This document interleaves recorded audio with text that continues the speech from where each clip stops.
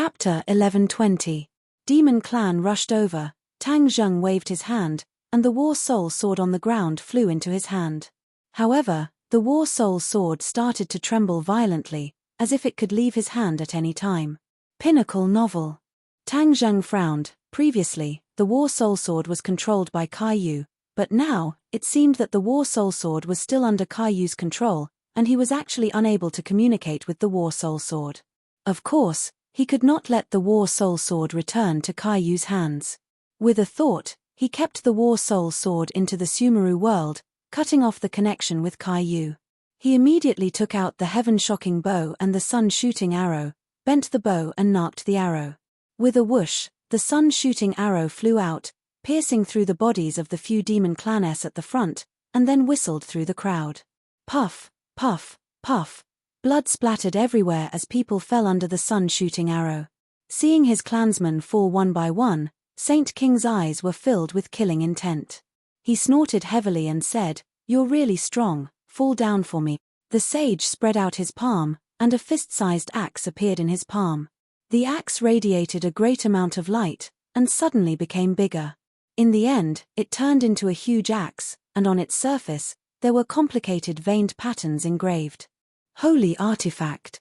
Tang Zheng's pupils constricted as he immediately recognized it. You still have some eyesight. It's your honor to die under my heaven-splitting axe. Saint King pointed his finger, and the heaven-splitting axe flew into the sky. It descended from the sky, and fiercely chopped towards Tang Zheng. Tang Zheng snorted coldly, and said, "You should leave this honor to yourself." Tang Zheng moved his mind, and the sun-shooting arrow flew back, transforming into a ray of light, and collided with the heaven-splitting axe. Flowing light overflowed with brilliant colors as it spread out in all directions. The few individuals standing at the very front were affected, and they were directly sliced apart at the waist by this streak of light, dying on the spot. It was a bloody scene. Tang Zheng didn't even blink because he retreated a few meters before he could stabilize his body. He stopped and looked at Saint King in shock. He couldn't see through Saint King's cultivation, but there was no doubt that it was higher than his. Moreover, he had the help of a divine weapon like the heaven-splitting axe. Tang Zheng understood that he was no match for him, so he decided to retreat. He didn't want to face the devil race's army head-on. If not for Caillou's return, he would have returned to Hua Xia long ago. The demon race had the advantage in numbers. Moreover, even Caillou had appeared, so he didn't dare to stay any longer. Seeing the sky-splitting axe attack again, Tang Zheng hurriedly dodged, trying to dodge. However, the sky-splitting axe's attack was fast, ruthless, accurate, and flexible. Tang Zheng had nowhere to hide. At this critical moment, a light flashed in Tang Zheng's hand as he summoned the holy armor shield. Bang! A sound wave spread in all directions, and Tang Zheng flew far away like a cannonball. He landed heavily on the ground and spat out a mouthful of blood.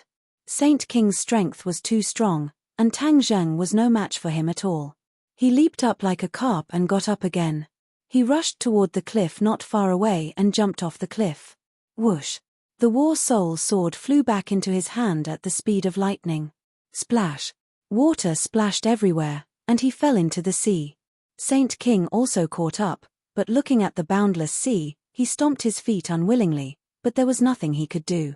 How useless, you actually let him escape. Caillou's voice sounded again, and he reprimanded sternly. Saint King lowered his head, and didn't dare to refute. A person's name, a tree's shadow. Although Caillou was only left with a strand of soul, Saint King still didn't dare to disobey him. Ancestor, what should we do next? What about that 100 Faces Star Lord?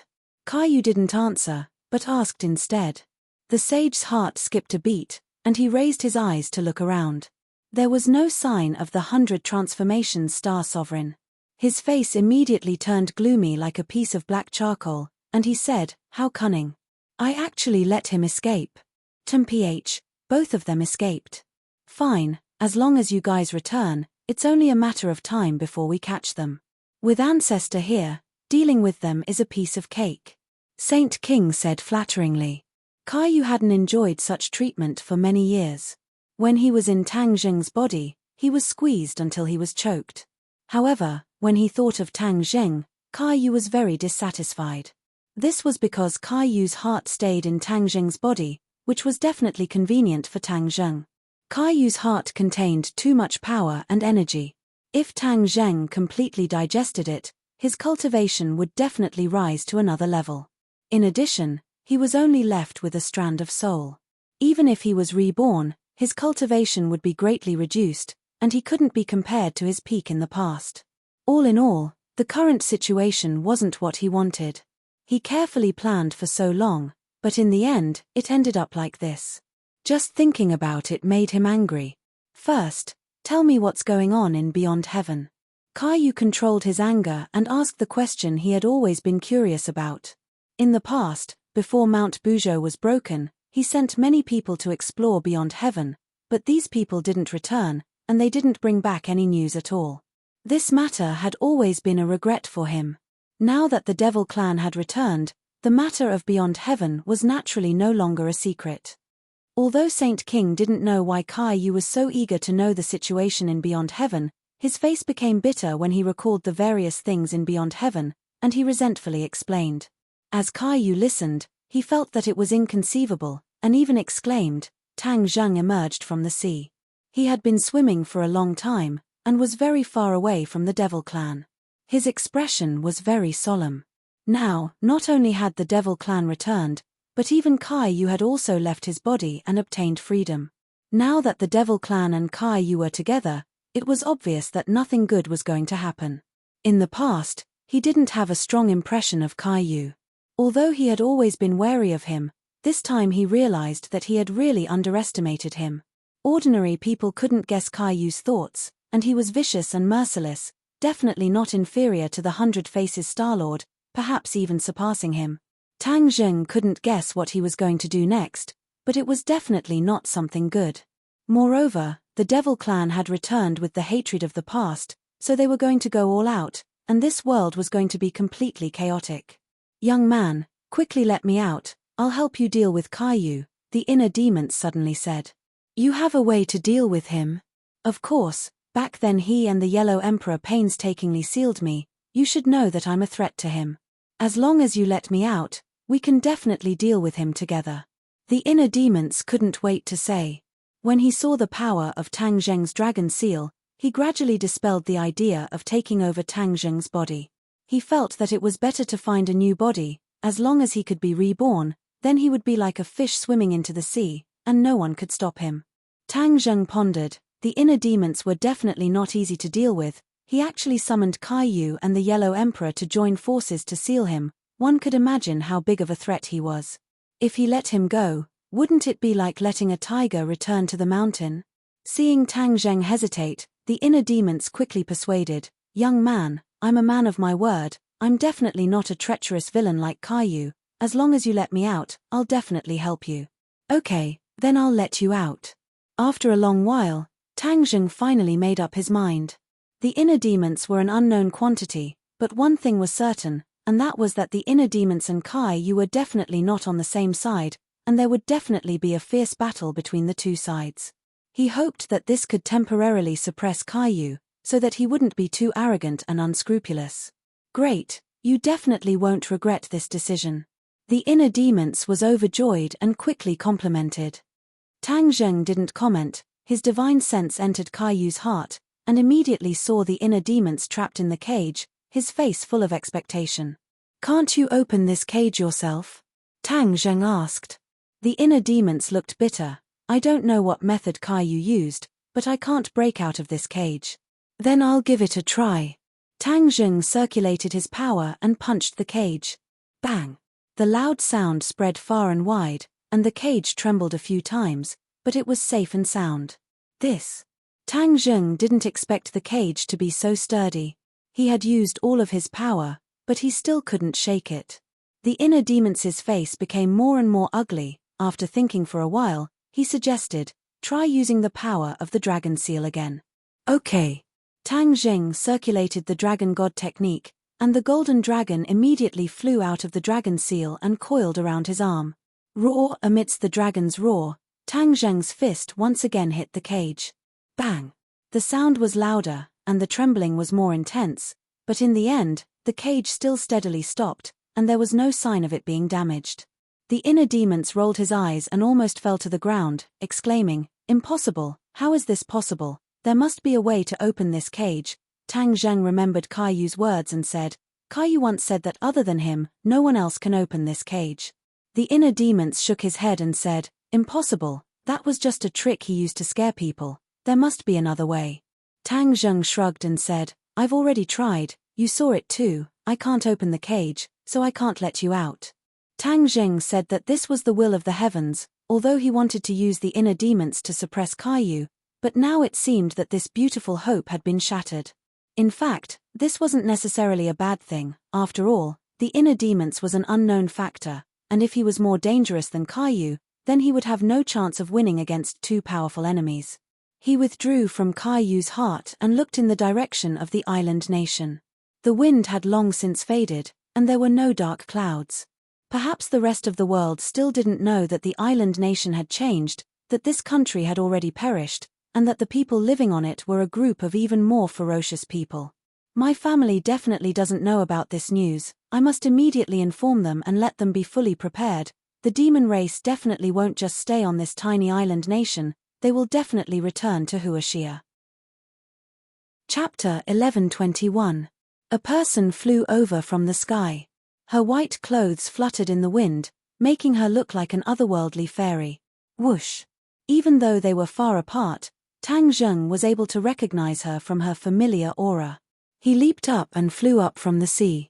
He rushed into the air and shouted, "Fu Yao!" The Empyrean fairy looked down and saw Tang Zheng. She asked in surprise, "Why are you here?" The two of them landed on the surface of the sea. Their feet stepped lightly on the water as if they were walking on flat ground. Tang Zheng sighed, "It's a long story." "Why are you here?" The Empyrean fairy could not hide the seriousness between her eyebrows. She glanced in the direction of the island nation and said, "I found a strange phenomenon in the island nation." "Did something happen?" Tang Zheng said solemnly, "The devil clan has returned." "What?" The Empyrean fairy raised her eyebrows. She could not hide her surprise. "How many of them?" "I don't know. Anyway, there are many of them. There are many experts among them," Tang Zheng said in a deep voice. He looked at the Empyrean fairy with a strange look in his eyes. "Hey, your aura has changed a lot. Could it be that your power has increased greatly?" The Empyrean fairy absorbed the energy of the crystals on the island, so her power would naturally increase. However, Tang Zheng felt different. The Empyrean fairy gave him an unfathomable feeling. This was not as simple as a little improvement. A hint of joy flashed across the Empyrean fairy's face. She said, "Didn't your cultivation also improve a lot? You actually reached the first grade of the semigod realm so quickly. Did you have a fortuitous encounter?" Tang Zheng smiled bitterly. "It's not a fortuitous encounter. It's just a narrow escape. I almost lost my life." After a pause, Tang Zheng asked again, "What's your cultivation level?" "The first grade of the Mahayana realm." "So high!" Tang Zheng exclaimed. The Empyrean fairy had only been in the divinity transformation stage. It was commendable for her to break through that threshold so quickly. "If it weren't for your crystals, I wouldn't have been able to progress so quickly," Empyrean fairy said emotionally. Tang Zheng's heart skipped a beat. He asked, "What about the crystals?" The Empyrean fairy understood what he was thinking and said, "The crystal has shrunk a lot. In time, it will be completely absorbed. At that time, the scarlet lunar beast will be able to come out." Tang Zheng was overjoyed. "That's great." The scarlet lunar beast was hiding too many secrets, especially the secrets about the outer heaven. Once the scarlet lunar beast was freed, perhaps he would have the chance to find out. Besides, now that the demons have returned, Caillou will definitely know about the situation in the heavens beyond. On the other hand, Tang Zheng and the others were at a loss. He really didn't like this feeling. "You just said that you had a narrow escape. Could it be related to the return of the demons? You've already fought them head-on?" The Empyrean maiden suddenly thought of something and asked curiously. Tang Zheng smiled bitterly. "You guessed right. Let me tell you bit by bit." After Tang Zheng finished speaking, The Empyrean fairy fell into deep thought. Her expression became more and more serious. She said, Kai-Yu and the inner demons have always been in your body. Obviously, this was unexpected news. Tang Zheng didn't mention it to anyone else. Tang Zheng nodded. At this point, there was no need to hide it anymore. The Empyrean fairy looked at him deeply. She didn't pursue the matter. She understood that everyone had their own secrets. It was impossible to tell everyone. The ever-changing Star-Lord is such a troublemaker. He actually activated the mountains and rivers blood sacrifice formation and used the lives of an entire nation to summon the demons back. He's insane. The Empyrean fairy said in a stern voice. At this point, we should think of a countermeasure. The demons have Kai-Yu and so many experts. We may not be their match. Tang Zheng said in a deep voice. The Empyrean fairy nodded. If I didn't meet you, I would definitely make a trip to the island nation. Since that's the case, there's no need to go. The Empyrean fairy wasn't afraid of the demons. She knew that what was done was done. Even if she went to the island nation, she wouldn't be able to change the situation. On the contrary, it would let the demons know that she had reached the Grand Ascension realm. They would be more cautious and have fewer openings. The demons were currently very arrogant. They would definitely make a rash move and make mistakes. Once this mistake was made, they would be able to give them a fatal blow. This was a brilliant countermeasure. Tang Zheng was extremely intelligent and immediately understood the Empyrean fairy's thoughts. He said, let's go home first. In the capital, when they returned, they found that there were many strange people around their house. However, because of the protection of the formation, these people could only watch from afar and couldn't set foot in the villa. When they saw Tang Zheng return, there was a strange movement in this group of people. Tang Zheng coldly swept a glance and saw a person walking over with large strides. Tang Zheng stopped and narrowed his eyes. He judged that this person was definitely from the government because of his official aura. Sure enough, this person walked in front of Tang Zheng and said with a serious expression, Tang Zheng, please come with us and cooperate with an investigation. Tang Zheng frowned and asked, what investigation? Everyone knows what you have done in the island nation. Kidnapping the emperor in front of everyone has already caused a dispute between countries. The island nation has already protested to us and asked us to hand you over. Tang Zheng's mouth revealed a trace of ridicule, and said, it seems like you don't know what happened in the island nation. Of course I know. Kidnapping the emperor is an extremely terrible and terrifying act. You will become the public enemy of the entire world. Tang Zheng was already sure that this person did not understand the real situation, and asked back, the island nation no longer exists, what's the use of threatening me? No longer exists? What nonsense are you talking about? Do you think you can escape responsibility with this nonsense? Tang Zheng rolled his eyes. He was too lazy to waste his breath on someone who did not understand the situation. He turned and walked while saying, I'm in a bad mood, you better not ask for a rebuff. If you want to capture me, I'll be waiting for you. You better go back and understand the situation. What exactly happened in the island nation? Stop. The person who came shouted loudly. His mission was to bring Tang Zheng back for investigation, but he did not expect that Tang Zheng would not cooperate at all. Just as he was about to reach out and grab him, he found that he had touched an invisible wall. Then, he was fiercely bounced back and sat on the ground, watching Tang Zheng enter the villa. Tang Zheng did not have the energy to pay attention to such a small character. As for who he was on, he was not at all interested. Compared to the intrigue in the officialdom, the demon race was the most troublesome problem. Tian Chanzi had already received a call and was waiting at home. He was someone who had seen the mountain river blood sacrifice array with his own eyes, so although he was far away, he was still certain that the island nation had activated the mountain river blood sacrifice array again. He was about to rush over to investigate when he received a call from Tang Zheng. After a few words of explanation, he anxiously waited at home. He paced back and forth, the floor almost cracking from his footsteps. The others also returned home one after another, their expressions grave. Although they did not know what exactly had happened, they had already realized that the matter was definitely very serious. Otherwise, Tang Zheng would not have called them back one by one, and even Tang Linga and Princess An were called back. Only Mu Hongyang was still dealing with the follow-up problems in the pharmaceutical factory and could not return for the time being. However, he had also sent more Witch Clan warriors to protect him, with Yi Yuan personally leading the team. When the two of them returned to the villa, a ray of light flashed in the backyard, and the transmission array was activated. After the light disappeared, the Witch Clan elder appeared. The hall of the villa was already filled with people. Wu Junshan and Lan Yu were also among them. When Tang Zheng and Empyrean Fairy walked in, everyone immediately looked at him in unison, and many people stood up. Tian Chanzi suddenly stopped in his tracks, walked towards him with long strides, and asked, "You said that the demon clan has returned, what exactly is going on?"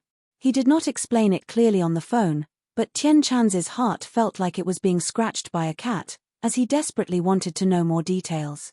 The others did not know about the return of the demon clan, but when they heard this, they were all shocked and looked at Tang Zheng without blinking.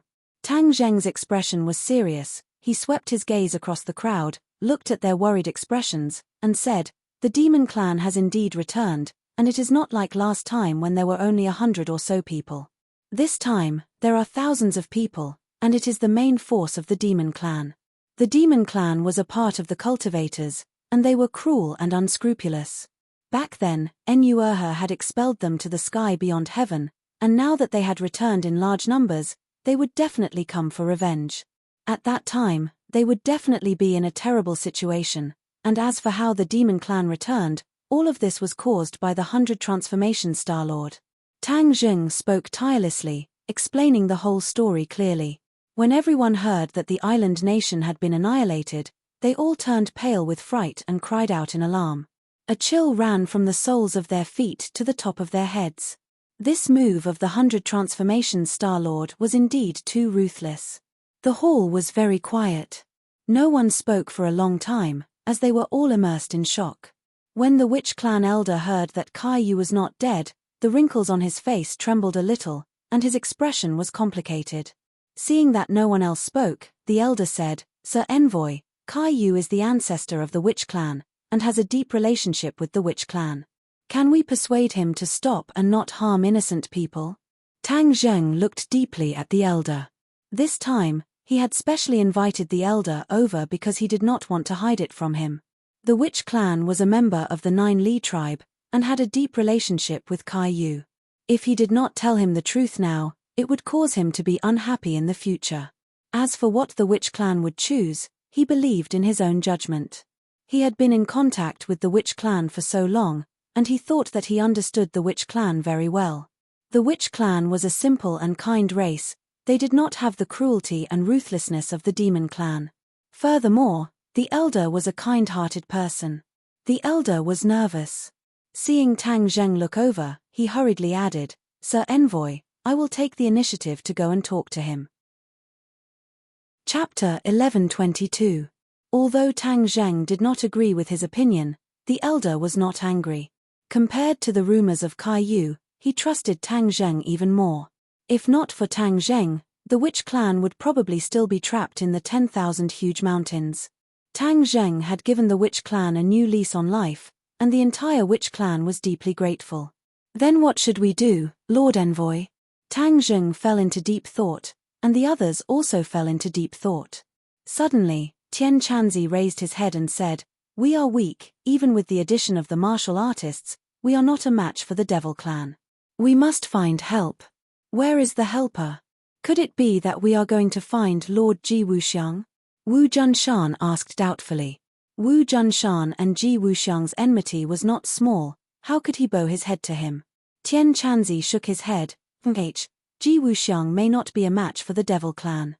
For thousands of years, who is the only one who can resist the Devil Clan? The righteous path. Everyone thought of an answer in their hearts. The Devil Clan was very united, but the righteous path was a large-scale concept. The righteous path was derived from the Yellow Emperor's tribe, and eventually evolved into many sects. These sects were not as united as the Devil Clan, and each of them governed their own affairs. Although their combined strength was strong, they had not completely exterminated the Devil Clan after so many years. Tian Chanzi's original sect, Kingshuman, was one of the righteous sects. Tian Chanzi was naturally a member of the righteous path, and naturally thought of this countermeasure. However, everyone knew that the righteous path had been expelled to the sky beyond heaven, so where could they find the righteous path? Tian Chanzi turned his head and looked at Tang Jing with a burning gaze, and asked, "Heaven and Earth Shen Stone, how many have you collected?" Tang Jing's head moved, and said, "You want to rebuild the heaven stairway?" Tian Chanzi did not deny it and said, "This is the only way." Tang Zheng's expression became serious. He couldn't help but think of Yang Qingyi's prophecy about the end of the world.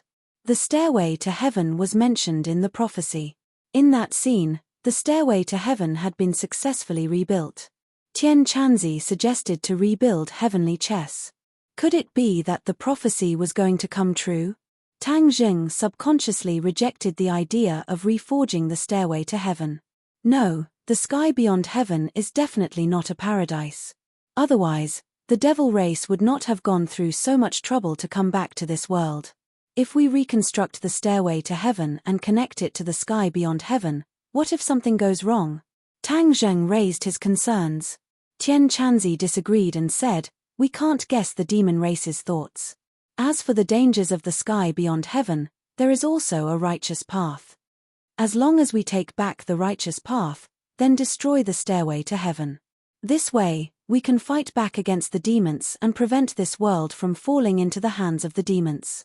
Tang Jing obviously understood that this was a method, but he still subconsciously resisted this point and chose to remain silent. Tian Chanzi asked, "Tang Zheng, when you were collecting heaven and earth black stones, there were a total of 99 heaven and earth black stones. Did you collect them all?" Hearing about heaven and earth black stones, Tang Zheng's eyes flashed with a bright light and said, "Who said it has to be the righteous path? I have a way to deal with the demons." "What way?" Everyone was very curious and looked at him without blinking. "Release the 5-clawed golden dragon," Tang Jing said in a powerful voice. This sentence gave everyone a fright. Many people's faces changed and many more people revealed doubtful expressions. One of them was Princess Anne. She did not know that there was a dragon in the imperial city. Absolutely not. The 5-clawed golden dragon is not a small matter. This is a divine beast. If it goes out of control, it will cause more harm than the demons. The mysterious maiden of the 9 heavens said thoughtfully, "That's one way."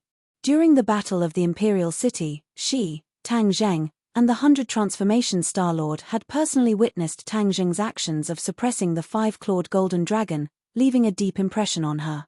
When the others saw that Empyrean Fairy supported Tang Zheng, their expressions were different. Fang Shusha said, "Tang Jing definitely has his reasons for making this decision." Yi Dingdang, Wu, and Liu Qingmai nodded at the same time. In the hearts of these women, of course they unconditionally believed in Tang Zheng. The others were hesitant. Tang Zheng glanced at Empyrean Fairy and said, "Although the 5-clawed golden dragon is a divine beast and is extraordinary, I can control it and make it not dare to stir up trouble. This way, we can resist the demons. Will it listen to your orders?" Lan Yu asked worriedly. As a mother, she was most worried about her son's safety. Tang Zheng smiled and said, "This is not up to it. The 5-clawed golden dragon's brain had his soul imprint. Even if it wanted to resist, it could not. Moreover, the 5-clawed golden dragon still needed him to escape, so it was even more impossible for it to go against Tang Zheng's wishes. In addition, there were still heaven and earth profound stones buried under the imperial city. Once he released the 5-clawed golden dragon, he could naturally take out the heaven and earth profound stones. The other heaven and earth profound stones were buried around the tree of life. Then he would have all 99 heaven and earth profound stones. Even if he really wanted to reforge the stairway to heaven, he could do it. Of course, reforging the heavenly chess was a last resort. He would not make this decision until the very last moment. You can rest assured. Although the 5-clawed golden dragon is powerful, it must listen to Tang Zheng. Empyrean Fairy testified for Tang Zheng. Tian Chanzi looked left at Tang Zheng, right at Empyrean Fairy, and resentfully said, "Since that is the case, then we can give it a try." The others pondered for a while and nodded in agreement. Tang Zheng, Do you need me to do anything? I can ask my father Emperor for help. And suddenly said, Not at the moment. How are your jewels coming along? Tang Zheng casually asked. An's face lit up with joy and said, We have already held a small-scale auction and sold for a high price. Later on, we will hold a large-scale jewelry exhibition and auction. It will definitely sell for an even higher price. What do you want to do with this money?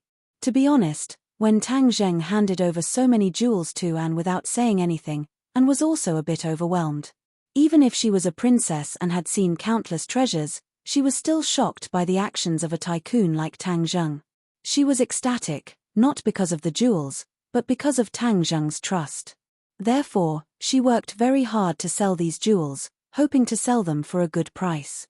You can discuss the money with Director Mu. Tang Zheng said indifferently. He didn't intervene in business matters. So much money was of no use to him. Of course, he had to hand it over to Mu Hongyang to manage. Anne nodded, indicating that she understood. Everyone, try not to go out during this time. With the protection of the Great Array, our safety can be guaranteed for the time being. But without the Great Array, it won't be so easy. Linger, you also stay here. You have worked hard for a long time to hold the concert. Now, just treat it as a vacation. Tang Zheng said. If it weren't for everyone's safety, it would be impossible for him to call everyone back. Should we inform the government about this news? Lan Yu asked. Previously, the government sent people to take me away for investigation. I have already instructed them, so they will naturally investigate. Tang Zheng said. If this news is spread, it will definitely cause panic in society. I don't know what kind of chaos the world will become. Tang Zheng sighed. This is an unavoidable problem. The return of the demon race and the destruction of the island nation. This is something that cannot be hidden from the public. Even if the government deliberately hides it and builds a wall to deceive the public, this is only a temporary method. The public will eventually know the truth. If society is in chaos, it will not be good for the public. Hearing this, everyone's mood became more and more depressed. At the same time, there was a picture in front of the chief. This was the satellite image taken by the near-Earth satellite. It was the image when the Mountain River Blood Sacrifice Array was activated. Black clouds covered the sky and a huge black hole appeared in the dark clouds. A group of people appeared out of thin air and then descended. After the black clouds dissipated, the ground was a mess. It was as if a typhoon had passed through. It was dead silent. Among the ruins, many broken limbs could be faintly seen. Blood flowed like a river. It was like hell on earth. Other than the demon race that had descended, there was no one else. The hundreds of millions of citizens of the island nation had disappeared. Even though they were only looking at the photo, a gust of cold air could be felt through the photo, making them shudder. The chief shuddered and shook his head. He reprimanded, "The demon race has descended. The island nation has been destroyed. Why didn't you have any information beforehand? Chief, please calm down. We also don't know who activated the Mountain River Blood Sacrifice Array. Moreover, this array is more powerful than before. No one would have thought that someone would use an entire country as the price in exchange for the return of the demon race." The subordinate answered submissively. He tried his best to suppress the trembling in his voice. Then who activated the Mountain River Blood Sacrifice Array? The chief took a deep breath, but he was still unable to suppress his anger. From the picture, it was clear that the return of the demon race's army would be a huge test and crisis for the government. No matter how resourceful and confident the chief was, he couldn't help but feel uneasy and guilty. He was becoming more and more aware of the power of cultivators. The subordinate almost buried his head in his knees. He answered in fear, "We also don't know." At that time, there was only Tang Zheng, the emperor, and the 100 Faces Star-Lord. However, according to our previous experience, the 100 Faces Star-Lord had activated the Mountain River Blood Sacrifice Array once. This time, it might have been his doing. The satellite images were taken intermittently. They could only see the general sequence of events. The specific details couldn't be seen clearly. The chief's eyes flashed. He retorted, "You didn't see it with your own eyes. How do you know it must be him? The subordinate was stunned. He couldn't understand the chief's thoughts. He stared at him blankly, not knowing what to do. The chief's finger moved around the picture. Suddenly, it stopped on Tang Zheng. He said thoughtfully, "Can't it be him?" Tang Zheng? The subordinate was stunned. He was really shocked by this sentence. Didn't Tang Zheng always oppose the mountain river blood sacrifice array? Why would he go to Japan to activate the array formation? Why would he do something so out of character? Of course, he didn't ask this question. He wasn't stupid. He immediately understood the chief's thoughts. Chapter 11:23. The subordinate understood and looked at the bureau chief in awe. He couldn't help but feel pity for Tang Zheng. There were probably not many people in the world who were more wronged than him in this unexpected calamity. Set membership symbol, set membership symbol. He could foresee what awaited Tang Zheng next. The other countries and forces will definitely know about this news. If you spread it out like this, the remnants of the island nation will definitely seek revenge on him, the bureau chief said coldly. Yes, bureau chief. The subordinate accepted the order and left. A cold light flashed in the bureau chief's eyes. He was filled with murderous intent as he muttered to himself, "Tang Zheng, you only have yourself to blame. Who asked you to go against me time and time again?" Clap, clap. A round of applause suddenly sounded. The bureau chief was so scared that his whole body trembled. He bounced up from the chair as if he had been electrocuted and exclaimed, "Who is it?" He turned his head abruptly and saw a person standing behind him. Ji Wuxiang. The bureau chief's pupils constricted as he stared straight at the other party. His expression became very stern. "You still dare to come here?" Suddenly, the bureau chief realized something and exclaimed, "How did you get in?" This was an impenetrable fortress with tight security. Not to mention the rumor that Ji Wuxiang didn't know any martial arts. Even if he was an expert, it would be extremely difficult for him to appear behind him without a sound. This was definitely a major mistake in the security system. Ji Wuxiang looked at him with a smile and said, "Haven't you been looking for me? Aren't I here now?" "Bureau chief, you really have good methods. Without shedding any blood, with just a few simple words, you have made Tang Zheng the public enemy. I admire you, I admire you." Although he said that, there was a hint of mockery in his words, which made the bureau chief very angry. He couldn't help but scold him furiously, "Don't talk nonsense. This matter was originally done by Tang Zheng. How can I accuse him unjustly? Since you say it's not unjustly, then it's not." Ji Wuxiang shrugged and didn't intend to dwell on this matter. "How did you get in?" The bureau chief asked again, unwilling to give up. "Although your place is heavily guarded, like an iron bastion, and may be effective against others, for me, it is as easy as walking on flat ground," Ji Wuxiang said confidently. The bureau chief furrowed his brows. He was enraged by this provocation. "Your backer has already fallen, and you still dare to come here. H, looks like you're not as smart as the rumors say. You also have a stupid side," the bureau chief said sarcastically in disdain. Ji Wuxiang was unmoved and said, "You're not qualified to judge whether I'm smart or not. As for my backer, let me tell you, I don't need to rely on him anymore." "What right do you have to say that? Without a backer, you're nothing," the bureau chief mocked. Ji Wuxiang put on a fake smile and said, "That's not necessarily true. When have you ever seen a great lord need a backer? He himself is the backer. Haha, you dare to compare yourself to the Azure Dragon Hall Great Lord?" Ji Wuxiang was unmoved and sighed, saying, "Looks like you really don't understand the current situation. You've been looking for the Great Lord's whereabouts, haven't you?" The bureau chief's eyelids twitched and he asked, "You know where he is?" The bureau chief was very curious about the Great Lord's whereabouts. After they parted, the Great Lord seemed to have disappeared from the face of the earth. There was no trace of him. "Haha, of course I know. I'm afraid no one in this world knows the answer to this question better than me." Ji Wuxiang laughed loudly. "You're that close to the Great Lord?" The bureau chief was shocked. "Of course, because I am the Great Lord." Ji Wuxiang's gaze turned cold as he stared straight at the bureau chief and said firmly, "What? The bureau chief was stunned. He looked at Ji Wuxiang from head to toe as if he wanted to see the similarities between him and the great lord.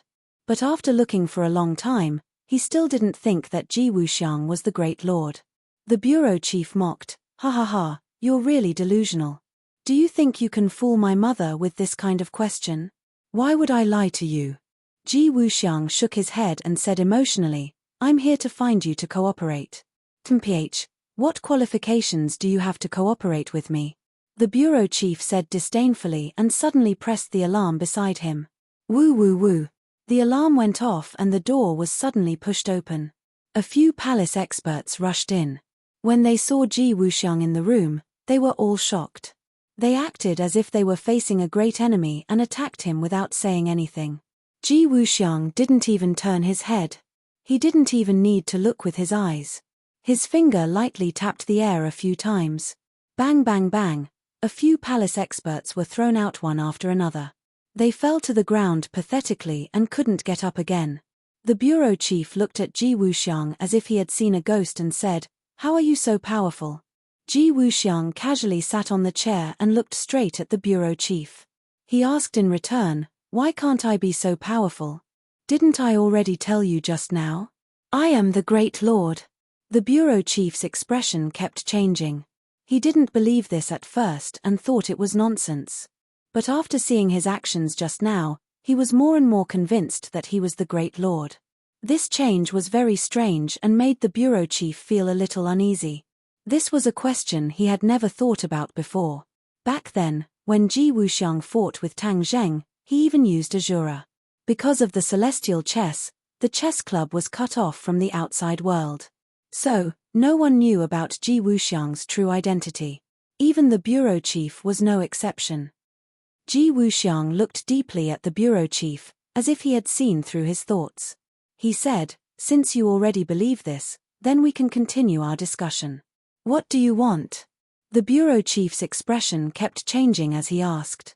"Didn't I tell you before? Cooperation," Ji Wuxiang said lightly. "Cooperation in what way?" The bureau chief's vigilance towards Ji Wuxiang had reached an unprecedented level. Ji Wuxiang had hidden it so deeply. He must have a plan. And coming to find him at this time, it probably wasn't anything good.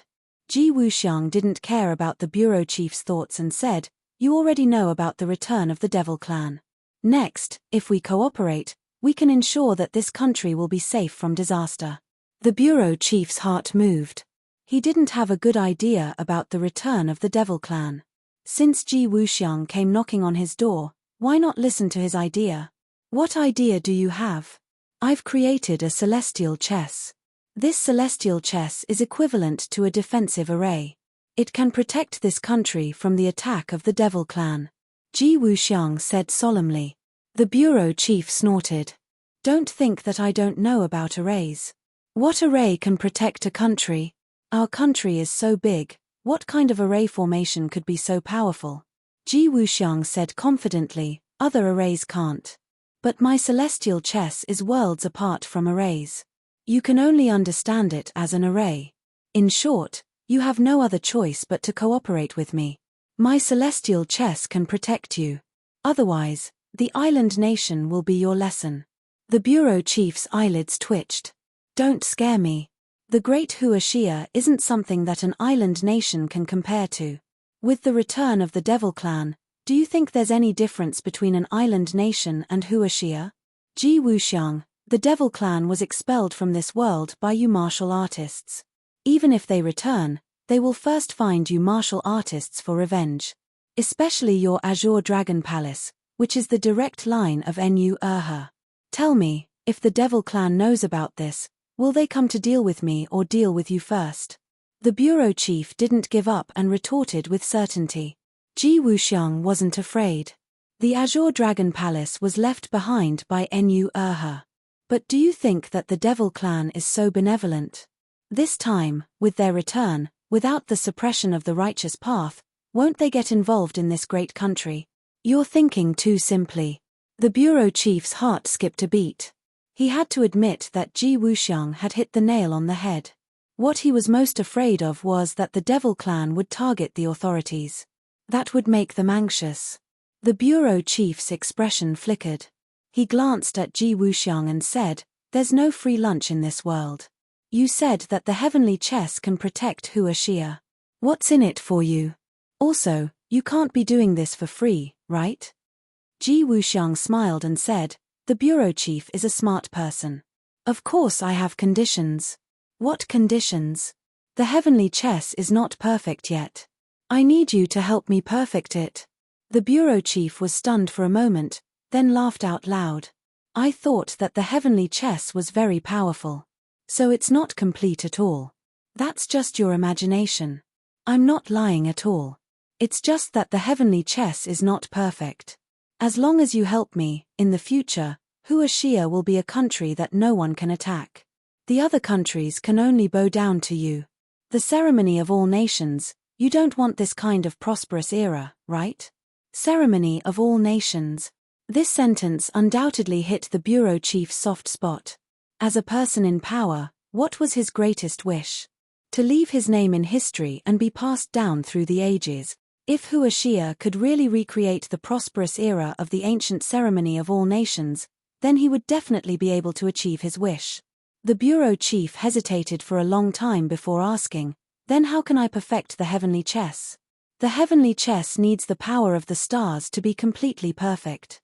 I can activate the heavenly chess and make the power of the stars descend.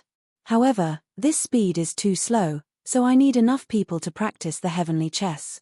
From there, I need enough people to practice the heavenly chess in the shortest time possible so that the heavenly chess can absorb enough power of the stars. Then, I will succeed and achieve the goal of protecting the whole of Hua Xia," Ji Wuxiang said. "What can I help you with?" "People." Ji Wuxiang stretched out a finger. "I need 100,000 people to practice the heavenly chess." "So many people?" "Yes, and these 100,000 people must be well trained and listen to orders. In this world, only soldiers can do this. So I need you to give the order to gather 100,000 well-trained elite soldiers to help me." This was the idea that Ji Wuxiang came up with after thinking hard for a long time. Tang Zheng couldn't help him perfect the heavenly chess. In fact, he even lost a few of the chess players that he had painstakingly trained for many years. It was very difficult for him to perfect the heavenly chess. Chapter 1124. The bureau chief looked at Ji Wuxiang in shock. He didn't expect him to be so whimsical as to have designs on the military pinnacle novel. Ji Wuxiang looked at the bureau chief meaningfully. He believed that the other party couldn't reject his condition, because the bureau chief had no other choice. Finally, the bureau chief pondered for a long time, then said, "Okay, I promise you, but I must control heavenly chess." Ji Wuxiang didn't mind at all. "I asked you to send people to practice heavenly chess. I don't have any intention of keeping it to myself.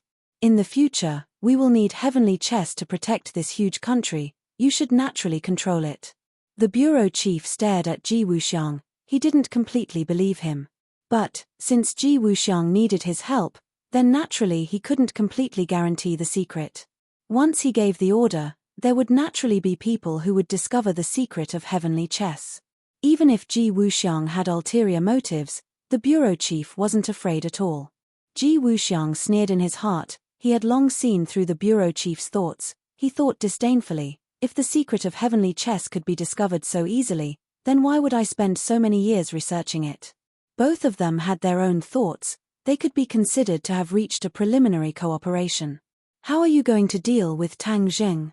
Before leaving, Ji Wuxiang asked curiously. The bureau chief sneered and said, "After the truth is announced, the world will naturally have a judgment of him. As for what the world will do, that's not something I can control. Why would I need to interfere?" Borrowing someone else's knife to kill. Ji Wuxiang sneered in his heart, but didn't say it out loud. He didn't believe that Tang Zheng would be defeated so easily, but as long as Tang Zheng's energy was restrained, then he would have enough time to perfect heavenly chess. Actually, Ji Wuxiang wasn't in such a hurry to perfect heavenly chess, but 100 Change Star Lord activated the Mountain River Blood Sacrifice Array and summoned the demons back, disrupting his steps. He had no choice but to bring it forward. 100 Change Star Lord, this troublemaker, colluded with the demons. I'm afraid he will be even more arrogant. Ji Wuxiang did not know that the 100 Change Star Sovereign had already escaped from the demon race, and that the person in charge of the demon race was Kai Yu. Huaxia wasn't the only country that noticed the changes in the island nation through satellite surveillance. Other countries also noticed it one after another. Shocking photos were released one after another. In addition, the day before, Tang Zheng had kidnapped Emperor Hirohito in front of everyone. Immediately, all the spearheads were pointed at Tang Zheng, believing that he was the culprit behind the destruction of the island nation. His name immediately resounded throughout the world, but it was not a good reputation, but a notorious one. He was like a rat crossing the street, and everyone wanted to beat him. Many countries issued harsh condemnations one after another. Among them, the Atlantic Empire's words were particularly sharp, directly classifying Tang Zheng as the public enemy of humanity, the biggest leader of the terrorist group that was eliminated a few years ago. Huaxia was also unwilling to be left behind. She strongly condemned and cut ties with Tang Zheng, indicating that Huaxia had nothing to do with this matter. Of course, there were exceptions. Sweden chose to remain silent. However, the King of Sweden immediately called to ask about the whole story. Seeing that Sweden did not add insult to injury, Tang Zheng did not hide anything.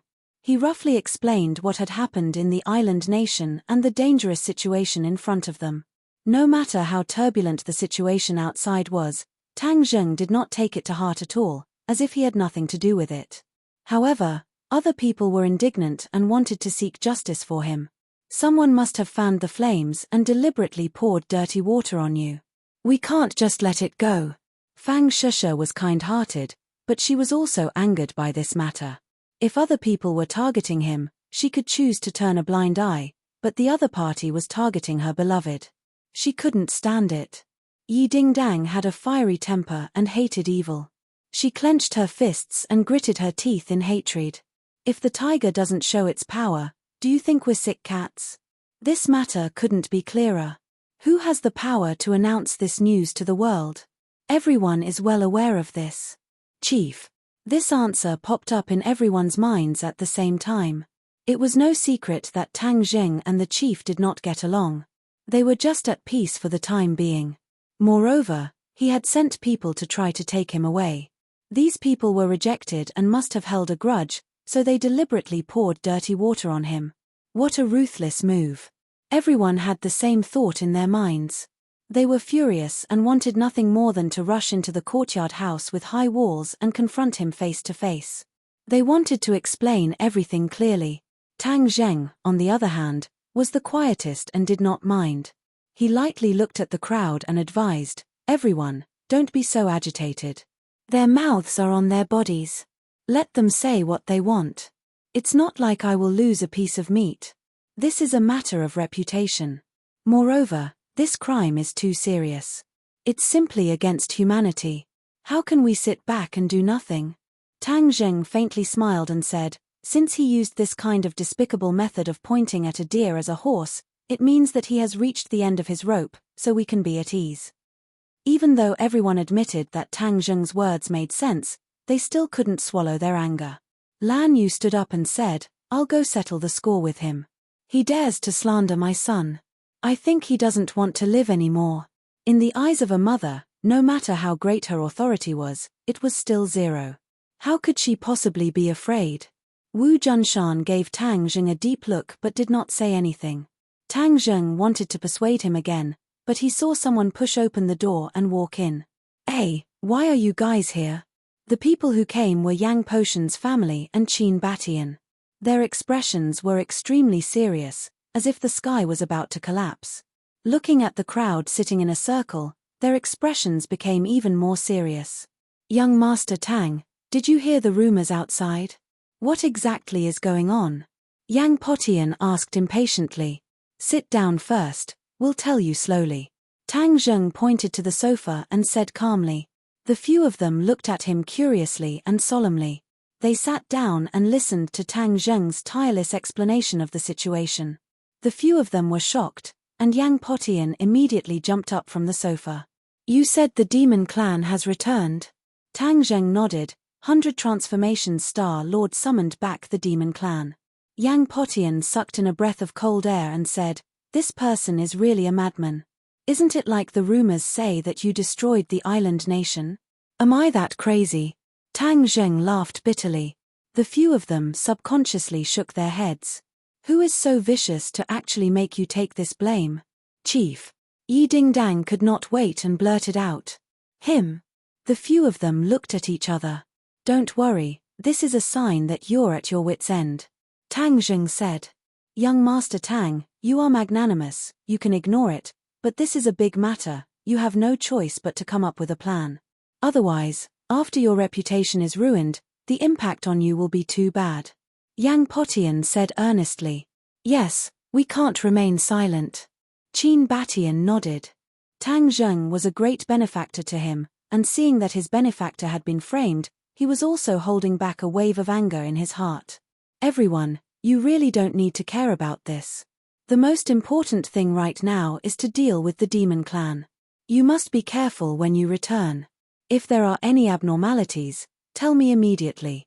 You must not use force," Tang Zheng warned. The few of them nodded in agreement with different expressions. Yang Qingyi took a step forward, looked at Tang Zheng with a burning gaze, and said, "I prophesied a new scene." Hearing this, everyone was shocked and looked at her.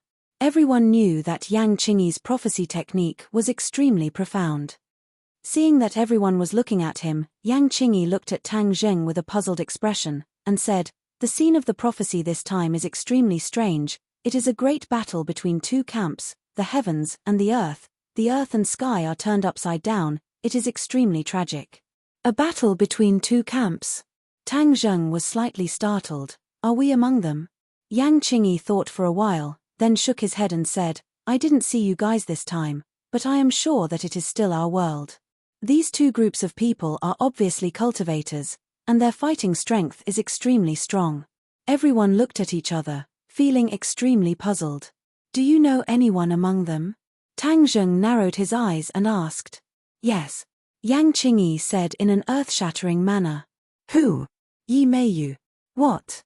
Everyone was shocked, as if they had seen a ghost. They all widened their eyes and looked at each other in dismay. No matter what, they never thought that it would be this answer. Tang Zheng was surprised, but he fell into deep thought. Yi Meiyu was no longer the same as before. She had already absorbed the power of the incubus and could be considered an expert. What did it mean for her to participate in this battle? He shook his head fiercely, unable to figure out the reason behind it. "Did you really see it clearly?" Yang Potian could not help but ask. He knew a little about Yi Meiyu. Moreover, the results of his investigation a while ago showed that Yi Meiyu was completely different from usual. Although Tang Zheng did not explain why later on, he also realized that Yi Meiyu was different. This time, her figure actually appeared in the prophecy, which was even more intriguing. He couldn't help but look at Tang Zheng curiously, guessing that perhaps Tang Zheng knew the answer. Seeing that everyone was looking at him, Tang Zheng asked Yang Qingyi, "Have you seen another person, Liu Wuxin?" Yang Qingyi frowned suspiciously. Hearing Tang Zheng describe Liu Wuxin's appearance bit by bit, Yang Qingyi closed her eyes and recalled that scene. Suddenly, she opened her eyes and said, "There's her." "Who is Liu Wuxin?" Tian Chanzi could not help but ask curiously. Back then, Tang Zheng did not tell everyone about Yi Meiyu and Liu Wuxin, because this was related to Kai Yu. Kai Yu was the big secret hidden in his body, so he did not easily show it to others. Liu Wuxin was a female general under the Yellow Emperor in the ancient era. She had a brilliant battle record. Empyrean Fairy spoke first. Empyrean Fairy had a high temperament and knew a lot about the strong women in history. Of course, she misunderstood and missed the female general under the Yellow Emperor in the ancient era. A female general under the Yellow Emperor?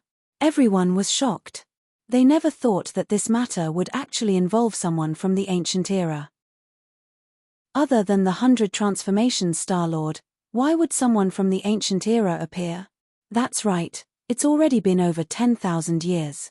Why isn't he dead yet? Chapter 1125.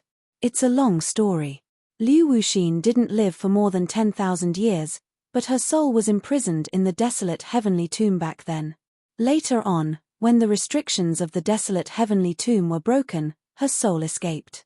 Later on, she found someone to possess and reincarnate, reappearing in the world. The pinnacle novel. Tang Zheng explained. Tian Chanzi raised his eyebrows, and suddenly realized, so that's how it is. Could it be that many of the things that escaped back then are going to appear? Perhaps. Since the first one has appeared, then there must be a second one. I have already ordered everyone to gather all the relevant information. I believe there will be a result soon. What's going on with Yi Meiyu? Yi Dingdang asked curiously.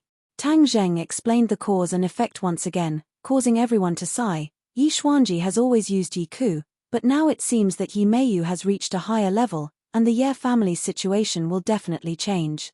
Yi Meiyu is even more unreasonable than Yi Ku. The key is that there is still Liu Wuxin, so we have to be careful of the Ye family. Tang Zheng warned. Yang Potian and Qin Batian nodded at the same time. Then what does my prophecy mean? Is there really going to be a great battle? Yang Qingyi asked.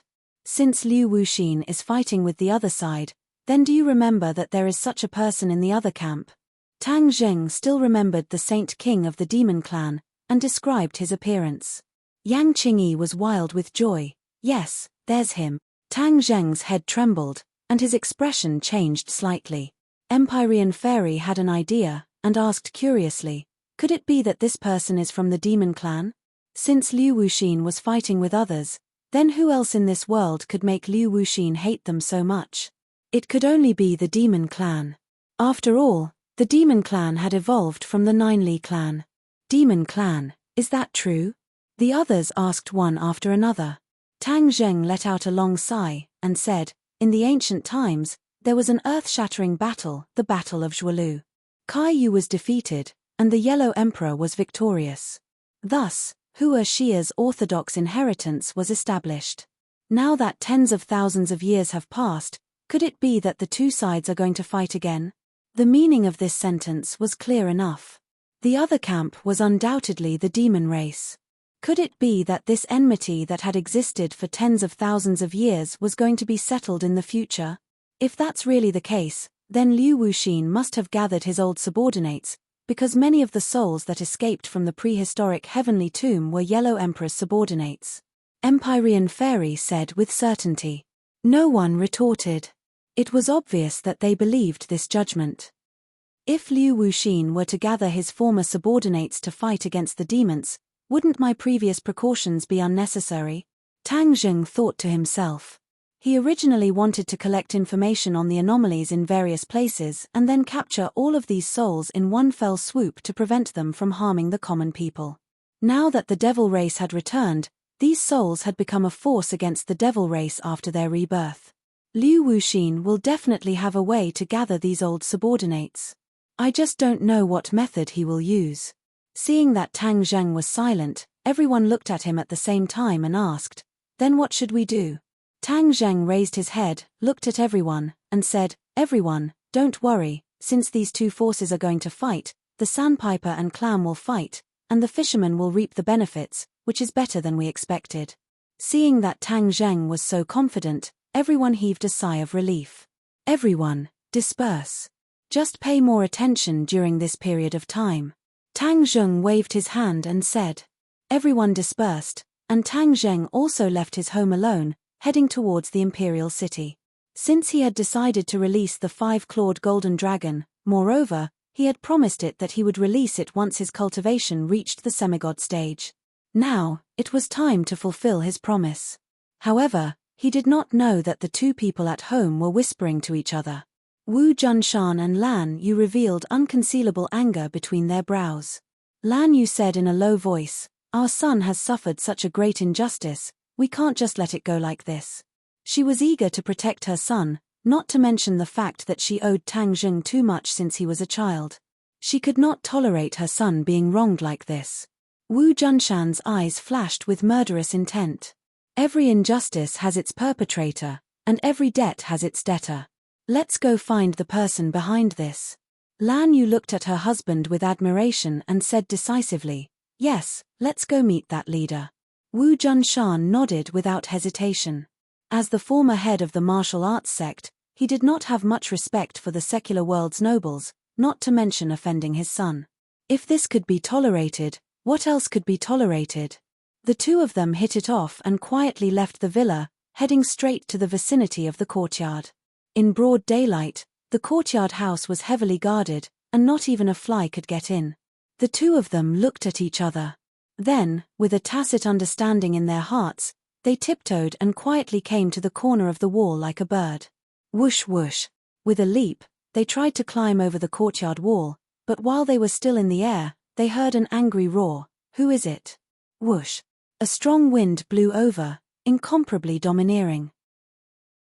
The two of them tapped their toes on the courtyard wall and soared into the sky, dodging the attack, and then landed steadily in the courtyard house. Hearing this angry roar, the courtyard house was filled with noisy footsteps.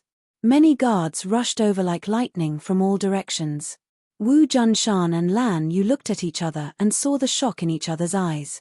They were not afraid of the guards, but were shocked by the attack just now. If the two of them had been careless, they definitely would not have been able to dodge that attack. From this point, it could be seen how profound this person's cultivation was. Since when was there such a powerful person in the inner palace? Number 1, a martial king expert, was already dead, so who could be their match? The crowd parted, and two people walked over. Wu Junshan and Lan Yu's pupils shrank, revealing a puzzled expression as they stared at the two people. That was because they had already recognized one of them, Yi Meiyu. At the same time, another name appeared in their minds. Liu Wuxin. Although they had never seen Liu Wuxin before, they had heard Tang Zheng describe him to Yang Qingyi, so they had a deep impression of him. That was because Liu Wuxin's appearance was too unique, and people could recognize him at a glance. Yi Meiyu, Liu Wuxin. Hey, you actually know us? Liu Wuxin looked at the two of them in surprise. After all, Yi Meiyu was a member of the Ye family. She had seen the photos of Wu Junshan and Lan Yu, so she immediately recognized them and said, "Senior, these two people are the original sect master of the martial sect, Wu Junshan, and his wife, Lan Yu. They are Tang Zheng's biological parents."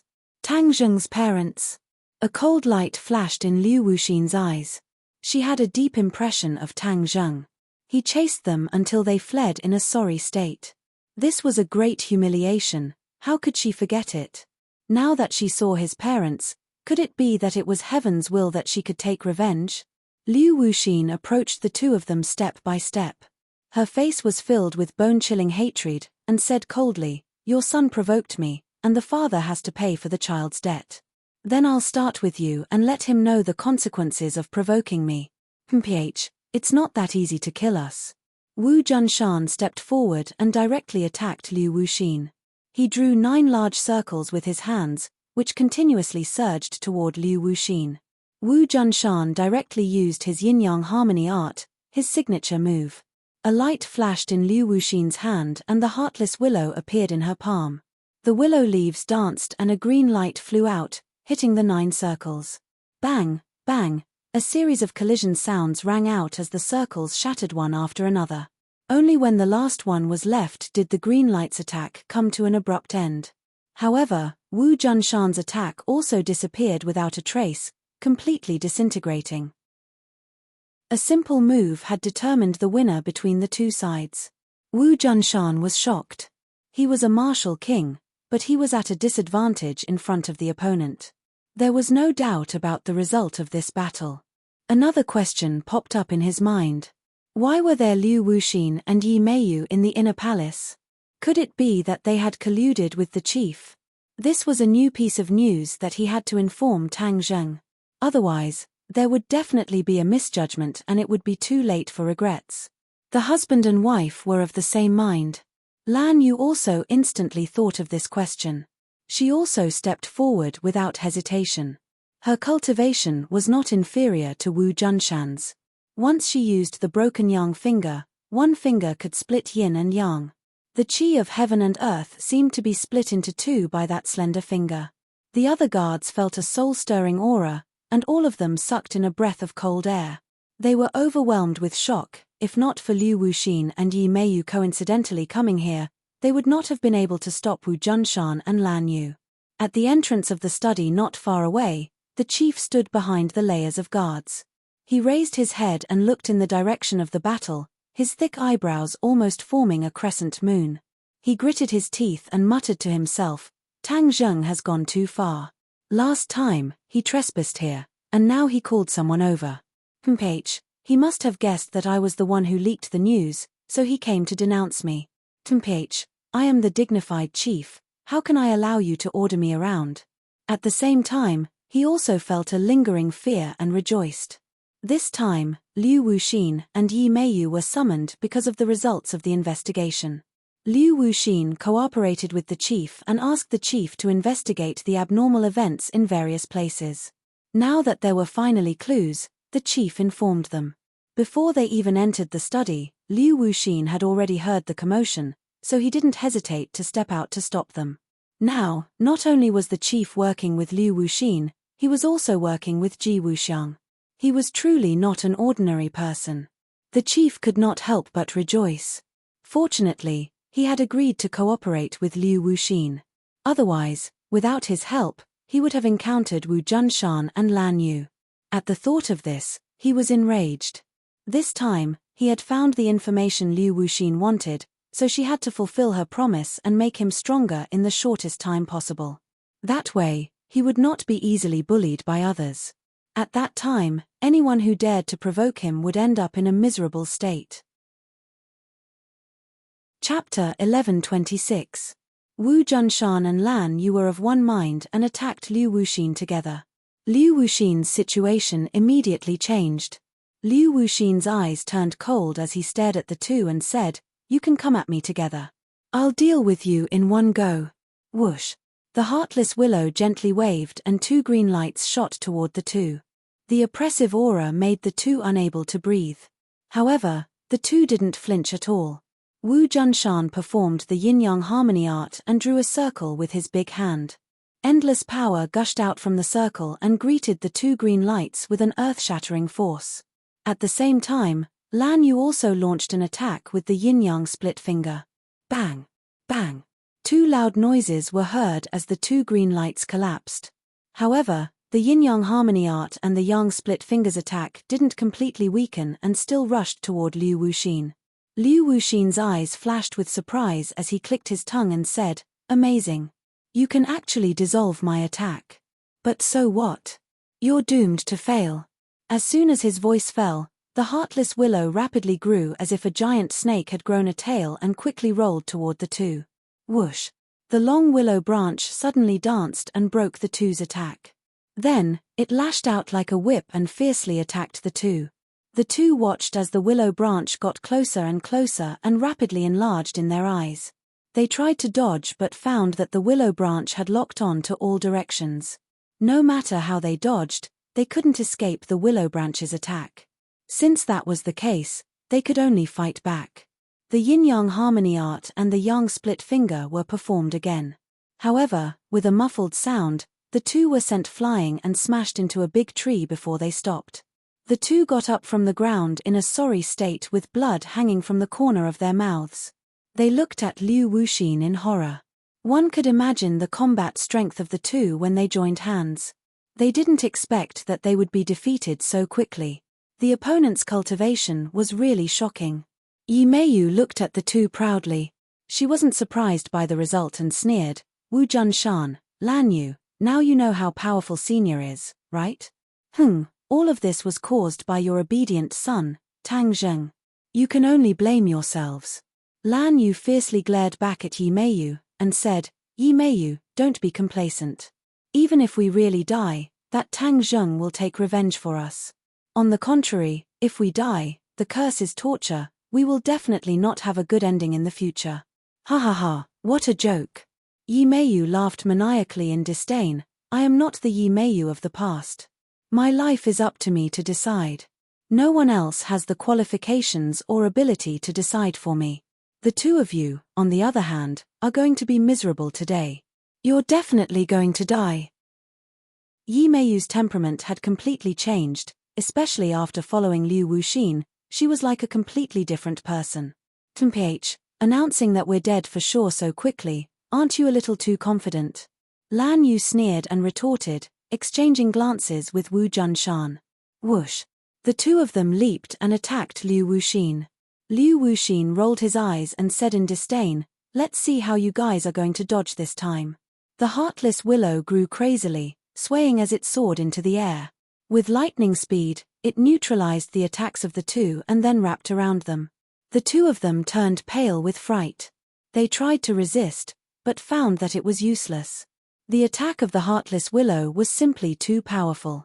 One had to know that the heartless willow was a saint tool, and was definitely not something an ordinary magic treasure could compare to.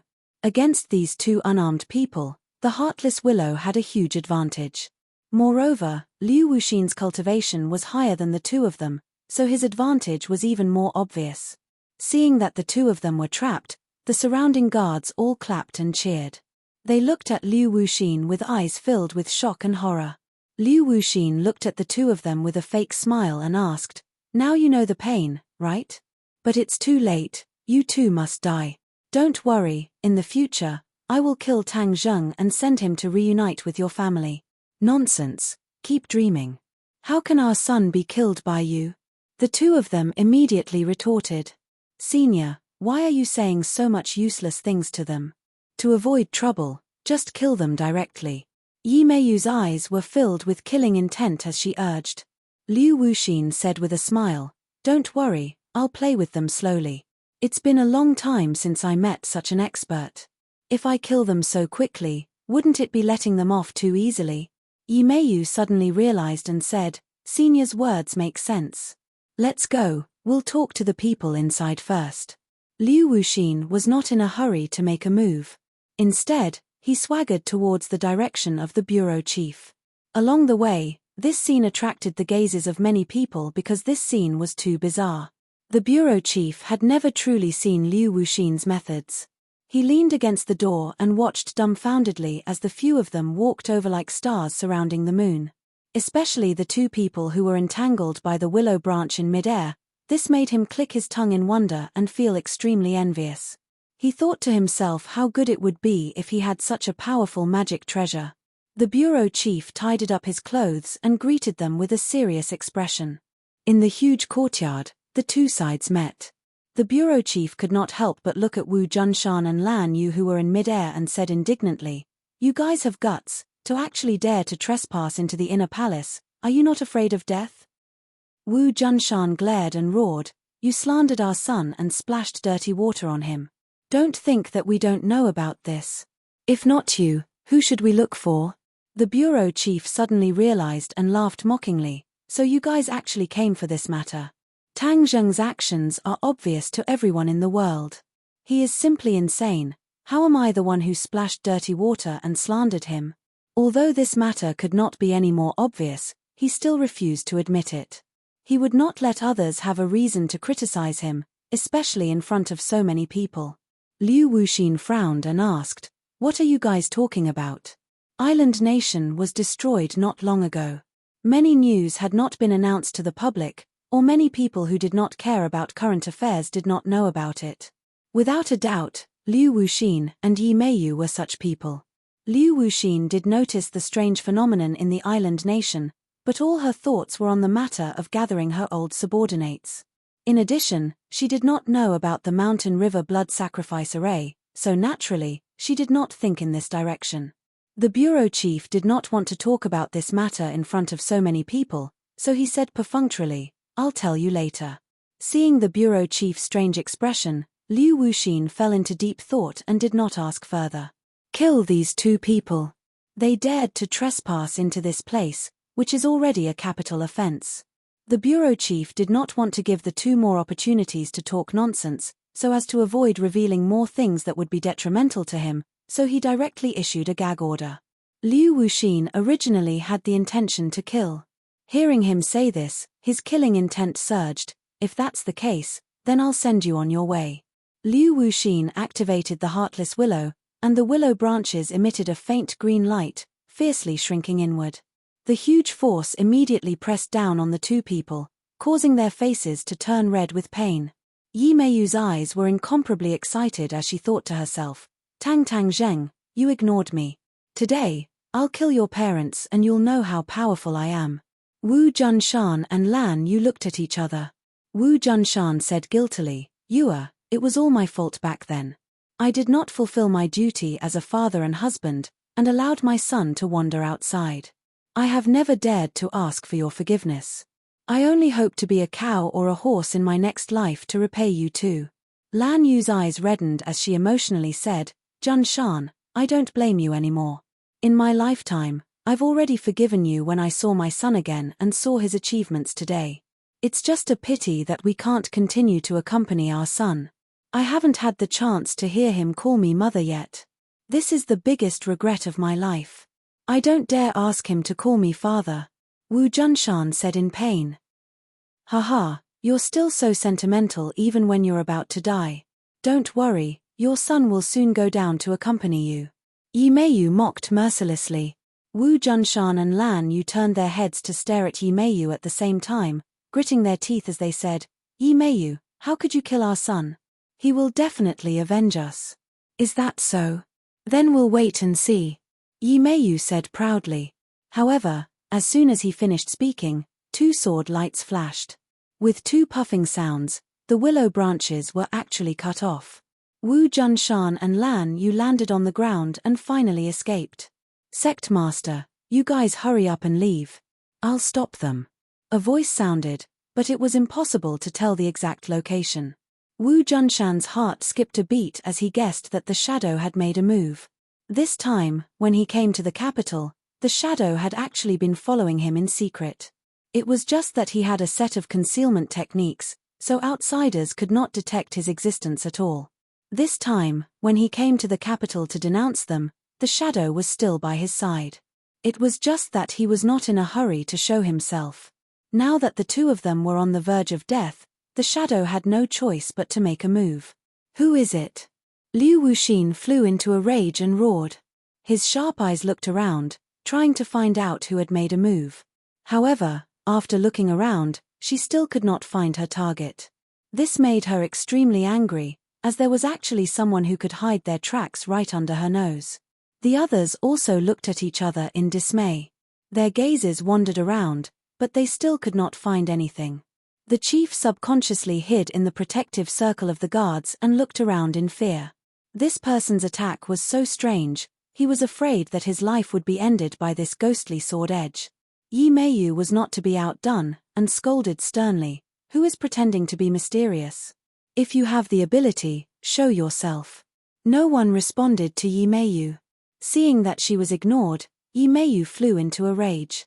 You go first. I'll stay behind and fight alongside the shadow." Wu Junshan was very clear that if no one stayed behind to restrain the other party, it would be very difficult to escape. He was willing to sacrifice himself in exchange for his wife's safety. Lan Yu was reluctant to part with him and kept shaking his head. "Be good, you have to tell this news to our son. You can't be deceived by this group of people. Your mission is even more difficult," Wu Junshan warned sternly. Chapter 11:27. Lan Yu was a meticulous person. She was also a decisive person. She instantly understood what her husband was thinking. Her husband was willing to sacrifice himself to protect her. She was extremely touched, but she did not reject him like a little woman. She suddenly turned her head, tapped her toes, and rushed to the roof. A single tear rolled down her cheek and fell to the ground, shattering into pieces. "Catch her!" Seeing this, the chief shouted. A few people jumped up, wanting to stop her. However, a sword light suddenly flashed, and with a few slashes, a few streaks of blood flew up. A few people fell from the sky and landed hard on the ground, unable to move anymore. The chief was so frightened that he shrank his neck and staggered back. He felt a chill run from his back to the top of his head. This person was too elusive. In the next second, he disappeared again, as if he had never appeared. If it were not for the few corpses and blood on the ground, no one would believe that he had made a move again. Yi Meiyu's eyes were also filled with confusion. Clearly, she did not see clearly how the shadow attacked and then disappeared without a trace. Liu Wuxin's eyes lit up. She seemed to be deep in thought as her gaze wandered through the crowd. Suddenly, she laughed and said, "You're quite good at disguising yourself. You're called the shadow, right? In front of me, even if you're just a shadow, I'll make sure you have nowhere to hide and drag you out." Liu Wuxin's figure flashed and rushed into the crowd of guards. Immediately, it was as if a pot had exploded. When the guards saw the fierce Liu Wuxin rushing over, they all turned pale and fled in all directions. The crowd dispersed, and a sword light flashed. The shadow finally appeared. The shadow was good at concealing his whereabouts. In fact, he was good at hiding in the shadows of the crowd or other buildings and trees, so that no one could detect him. If he was following someone, even if he was behind them, no matter how vigilant that person was, they would definitely not be able to detect his presence. He was like this person's shadow. Of course, if this person's cultivation was ridiculously high, then there was nothing he could do and he would definitely be detected. Liu Wuxin's cultivation was much higher than his, so even if he used this kind of concealment technique, it was useless. After the crowd scattered and fled, he finally couldn't hide anymore. Seeing the sharp sword light coming towards him, Liu Wuxin revealed a smile in his eyes. "H, such a petty trick. You may be able to fool others, but how can you fool my eyes?" The sword missed and did not hurt Liu Wuxin at all. Liu Wuxin's attack was like a thunderbolt, arriving in front of the shadow in the blink of an eye. The shadow was wearing a black cloak, and its face could not be seen. It was as if it was really a black shadow. Since his first attack had failed, he had already prepared a series of counterattacks. Therefore, when Liu Wuxin's attack arrived, it just so happened to collide with his counterattack. The sword light and the green light lit up at the same time. They were incomparably dazzling as they complemented each other. Seeing this, Wu Junshan silently joined the battle. He was very clear about the shadow's strength. It was slightly inferior to his own, so how could it be a match for Liu Wuxin? The shadow's trump card was to appear and disappear unpredictably. Once his whereabouts were exposed, his attack would be greatly reduced, and he would be even less of a match for Liu Wuxin. Liu Wuxin heard the commotion behind him, but was not afraid at all. He activated a spell, and Wuxin's willow grew wildly, circling around the shadow and attacking from behind. Bang! A loud sound came from behind, but it did not affect Liu Wuxin's attack at all. Crack! With a crisp sound, the shadow's sword broke into two. Liu Wuxin reached out and grabbed the shadow's arm. The shadow roared and fought back with all his might. He spun a few times in the air and miraculously escaped. Then, he quickly retreated and disappeared into the crowd. Liu Wuxin was multitasking, so his attack was greatly reduced. He blocked Wu Junshan's attack, but did not hurt him. Seeing Wu Junshan attack again, Liu Wuxin was furious. He turned around and glared at Wu Junshan. "Go to hell!" The branches of the Wuxin willow split into 2, then 4, and in the blink of an eye, there were hundreds of them. They were like 100 poisonous snakes, attacking Wu Junshan together. Wu Junshan hurriedly circled around, but the yin-yang harmony art could only block a few willow branches. It could not block so many. He was hit by dozens of willow branches, and several bloody holes appeared on his body. Blood flowed out incessantly. Wu Junshan staggered and knelt on one knee. However, he stood up abruptly and gritted his teeth, his expression resolute. Swoosh! Sword light flashed again, and the shadow attacked again. Seeing that Wu Junshan's life was at stake, he could not care less about his own safety. Liu Wuxin's lips curled into a cold smile, as if he had already expected this. "You're willing to sacrifice your own life for him. You really are eager to protect your master." Liu Wuxin turned around abruptly and charged at the shadow again. This time, the shadow's attack was even fiercer, almost erupting with his most powerful attack. The broken sword seemed to have been rejuvenated as well, bursting with terrifying sword light that was incomparably sharp. However, this did not pose much of a threat to Liu Wuxin. The willow branches lashed at the shadow's body, and his black clothes were immediately dyed red with blood. A few willow branches pierced through his body, and he hung on the branches like a candid whore. Shadow! Wu Junshan turned pale with fright and screamed hysterically. The shadow had been following him for several decades, almost inseparable from him. It was as if they were truly one person. This time, The shadow did not hesitate to sacrifice his own life for him. One could imagine the pain in Wu Junshan's heart. Tears flickered in his eyes, but he held them back. An intense killing intent surged in his eyes as he stood upright, supporting the heavens with an indomitable spirit. Shadow, I will avenge you. Wu Junshan paused between gritted teeth. These words seemed to burst out from the depths of his soul. Sect Master, leave me behind. Leave me behind. The shadow was not dead. Although he was drenched in blood, his eyes were still as bright as the stars. No, I won't leave. Wu Junshan was unwilling to abandon his brother. That was not his style. Sect Master, leave. Suddenly, the shadow roared. In front of Wu Junshan, he had never shouted like this. He had always obeyed Wu Junshan's orders and was incomparably respectful. Sect Master, this is my last wish. Don't let me die in peace. Following you is the happiest thing in my life. Farewell. The shadow's sorrowful farewell moved everyone.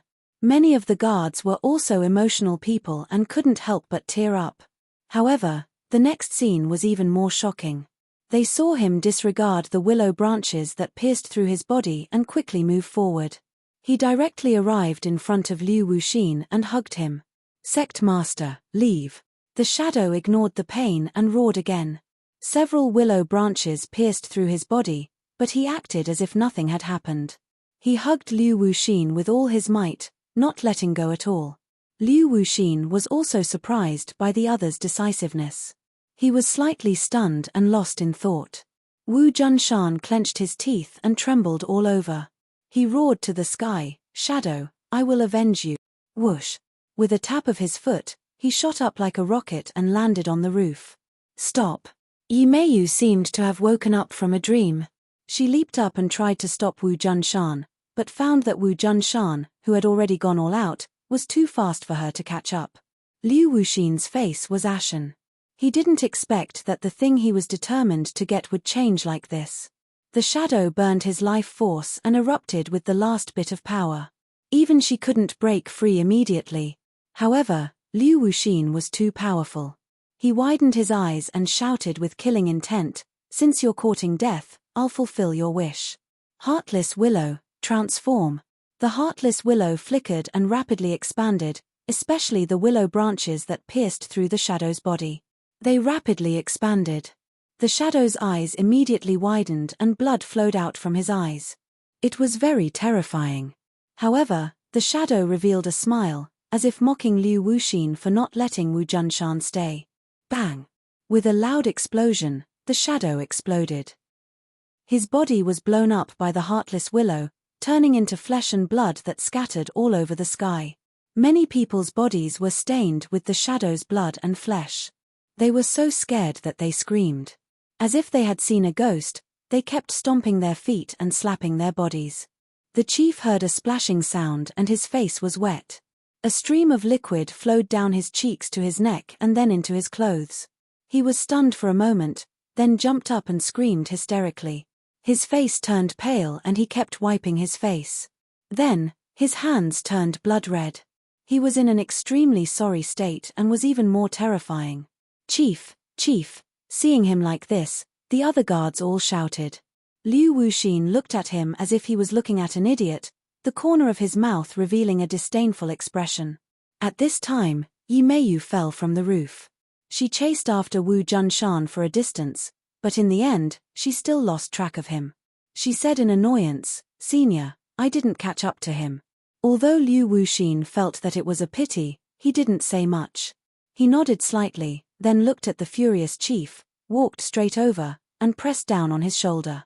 The chief finally calmed down, but his face was as pale as paper. Let's talk business. Liu Wuxin didn't give him a chance to breathe and went straight to the point. The chief trembled and said, Wait, I'll go clean up first. Liu Wuxin didn't give him the chance and refused, After we're done talking business, you have plenty of time. The chief rolled his eyes helplessly, but due to Liu Wuxin's prestige, he finally didn't have the courage to refuse. He hung his head dejectedly and said resentfully, All right.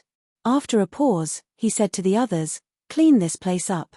Looking at the flesh and blood in the courtyard, many people were already bent over and vomiting, but they could only accept the order. The chief suppressed the urge and fear to vomit and entered the study with Liu Wuxin and Yi Meiyu. Chapter 1128. Liu Wuxin was calm and didn't take that disgusting scene to heart. After experiencing the Great War in ancient times, this was simply child's play.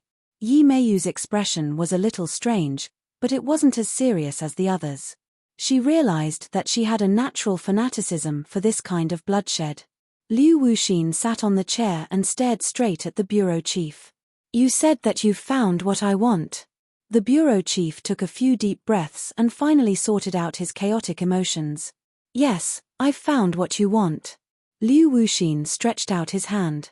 The bureau chief frowned and said in a deep voice, "We agreed earlier that I'll give you what you want, and you have to give me what I want, remember?"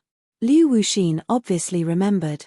That was, she had to make the bureau chief stronger in the shortest time possible. But she didn't intend to do so. She was purely using the bureau chief. Why would she give him benefits? Seeing that Liu Wuxin was silent, the bureau chief's face darkened. "Don't you remember?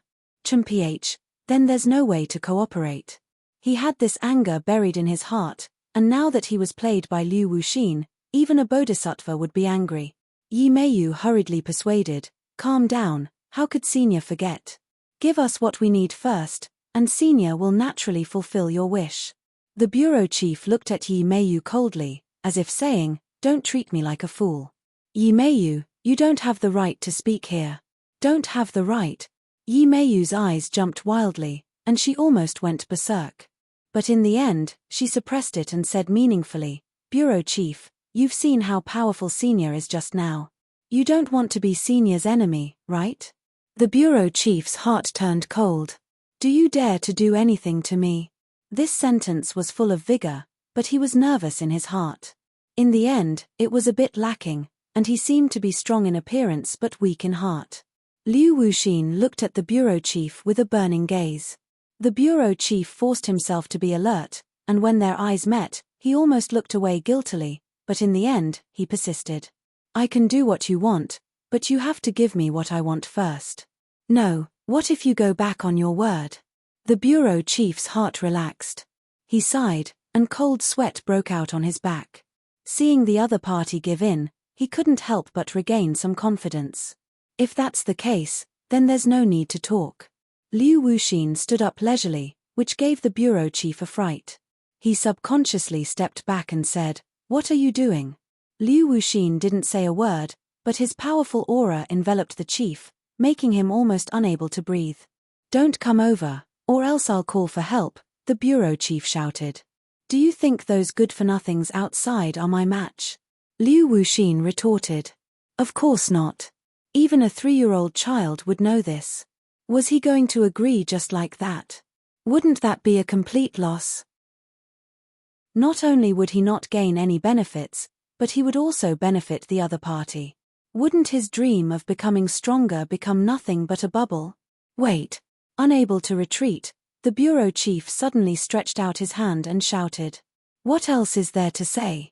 There's one thing you definitely don't know. The demon race has returned. Do you know? Demons." Liu Wuxin was stunned. She subconsciously stopped and stared at him. Of course, she knew that the demon race evolved from the Jolie tribe. Therefore, her hatred for the Jolie tribe had also shifted to the demon race.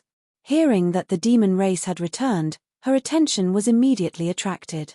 Seeing that Liu Wuxin was indeed interested, the bureau chief heaved a sigh of relief and said, "Yes, the demon race's army has returned from the heavens beyond heaven. This world is about to change. What's the use of you against me? Wouldn't it be better for us to join hands to fight against the demon race?" Liu Wuxin's eyes flickered, and he remained silent. Yi Meiyu looked at Liu Wuxin curiously. She didn't have strong feelings for the demon race.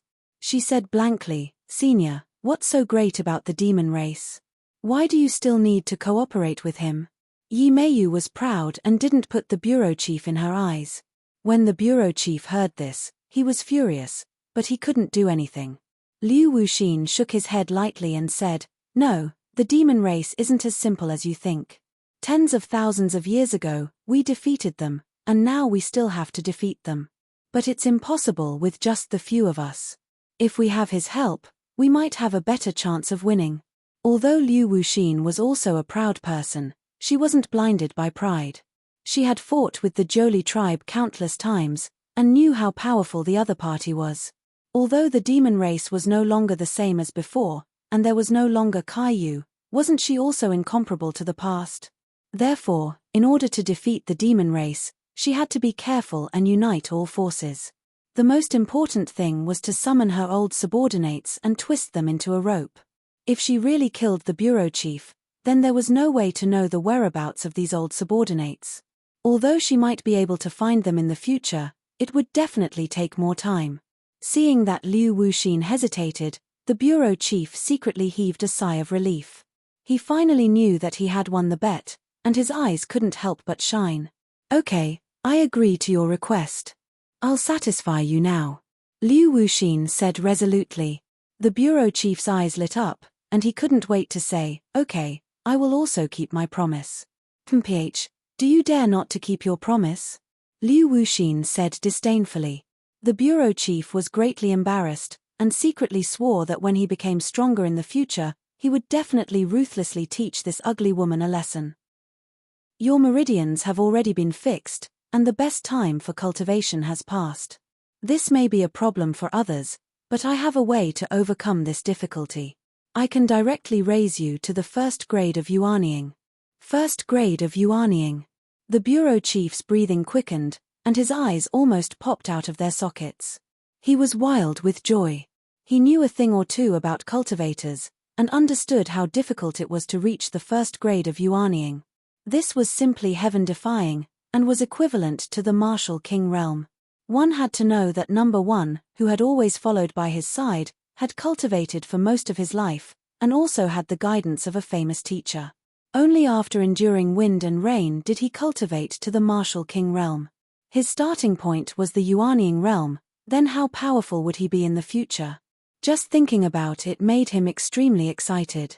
Yi Meiyu curled her lips, as if she didn't expect that Liu Wuxin would actually give the bureau chief such a huge benefit, and let him suddenly become one of the experts. However, they didn't know that there weren't so many shortcuts in the world. The bureau chief was happy now, but he was happy too early. His cultivation would forever be confined to the yuanying realm, and this was the after-effect of hasty growth. No matter what, it was impossible for him to break through to the soul formation realm. However, the bureau chief was blinded by joy, and didn't realize this at all, and didn't know this at all. Good. Good. Good. The bureau chief was incoherent, and said good 3 times in a row. He clutched his chest and said impatiently, then let's begin. No problem. Liu Wuxin said indifferently, take this pill first. Looking at the black pill in Liu Wuxin's palm, the bureau chief hesitated for a moment, and asked, will it be fine after I take this pill? Why do you have so many questions? Liu Wuxin said impatiently. The bureau chief made up his mind, thinking that although this thing didn't look good, it would definitely be effective. Otherwise, why would she spend so much effort to refine this pill? He swallowed the pill in one gulp, and immediately felt a burning sensation in his throat. This burning sensation ran from his throat to his chest, and finally swept towards his internal organs and 8 extraordinary meridians. He could not help but cry out in agony. What on earth did you feed me? He gasped for breath. Mph, didn't you ask for this yourself? Do you think it's comfortable to increase your cultivation in such a short time? Bear with it, and you'll be fine after you get through it. Liu Wuxin said in annoyance. Seeing that the other party didn't want to harm him, the bureau chief was slightly relieved, but the pain still tormented his body and mind, almost causing him to break down. Bang! He fell to the ground and kept rolling, looking battered and exhausted, crying out in pain. Liu Wuxin looked at him coldly. Actually, she could have lessened the pain, but the other party's uncooperative attitude had angered her. She was a vengeful person, so how could she not take the opportunity to teach him a lesson? The bureau chief rolled back and forth on the ground, screaming incessantly. He felt that his soul was about to fly away, and a huge wave of energy was about to burst his body. Seeing that it was about time, Liu Wuxin reached out and grabbed him, lifting him up. She pointed a finger at his glabella and said, "Remember the circulation path of true qi in the meridians. I'll only say it once, it'll depend on your luck." A light burst out from her fingertip and entered his glabella. He immediately felt that the energy in his body seemed to have found a vent and flowed along a certain path. He didn't dare to let his guard down, and quickly memorized the corresponding circulation path. After all, he was able to reach his current position because of his extraordinary ability and willpower, so he finally remembered the circulation path of true qi. The energy in his body gradually calmed down, and he let out a long sigh of relief, feeling as if he had just survived a disaster. "I'll pass on a cultivation method to you, and you can cultivate it yourself. As for your luck, it'll depend on you." As soon as Liu Wuxin finished speaking, the bureau chief saw a flash of light in his mind, and an ancient cultivation method appeared. He quickly memorized it, afraid that it would disappear. Liu Wuxin let go of her hand, and the bureau chief's body went limp, and he sat down on the ground in a rather embarrassing manner. He quickly got up and patted his clothes, feeling that the pain just now was worth it. He felt better than ever, as if he had become a young man in his early 20s again, with endless energy and strength. Rejuvenation was nothing more than this, right? He did look much younger, with smoother skin and more muscular muscles. This new experience immersed him, and he couldn't extricate himself for a long time. He really wanted to find someone to test himself on and see how powerful he was. "Where's the thing I want?"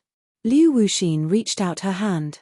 The bureau chief quickly found a thick document and said, "These are the abnormal reports we collected according to your request." Liu Wuxin casually flipped through it, and her eyes lit up. Outsiders wouldn't be able to see any clues, but for her, it only took one look to determine that this was what she wanted. It would be much easier to gather her old subordinates. Roar. Suddenly, a deafening roar soared into the sky, resounding through the horizon, causing people to tremble in fear. Chapter 1129. In broad daylight, Tang Zheng had already quietly arrived at the Imperial City. The Imperial City had been listed as a forbidden area. Everyone who entered or left had to go through strict inspection. They dug 3 feet into the ground, trying to find the 5-clawed golden dragon. In the end, they found nothing, but they did not give up. Seeing that the former tourist attraction had turned into a bustling construction site, Tang Zheng sighed, but he also sneered disdainfully. "Even if you dig through the ground, you won't be able to find the 5-clawed golden dragon." Tang Zheng used an illusion and walked through the construction site openly. Then, he arrived at his destination. He activated the formation and arrived at the Imperial City in the next second. When the 5-clawed golden dragon saw Tang Zheng, its dragon eyes widened. Then, it said ecstatically, "You've finally reached the semigod realm." It realized that the day it regained its freedom was coming. Tang Zheng walked in front of it with a calm expression and said, "Yes, I've reached the semigod realm. Then can you let me out?" The 5-clawed golden dragon could not wait to say. "If you go out, what are you going to do?" Tang Zheng asked. The 5-clawed golden dragon hesitated. After being imprisoned here for hundreds of years, it no longer knew what it would do when it went out. Revenge? Yes, it had thought about it.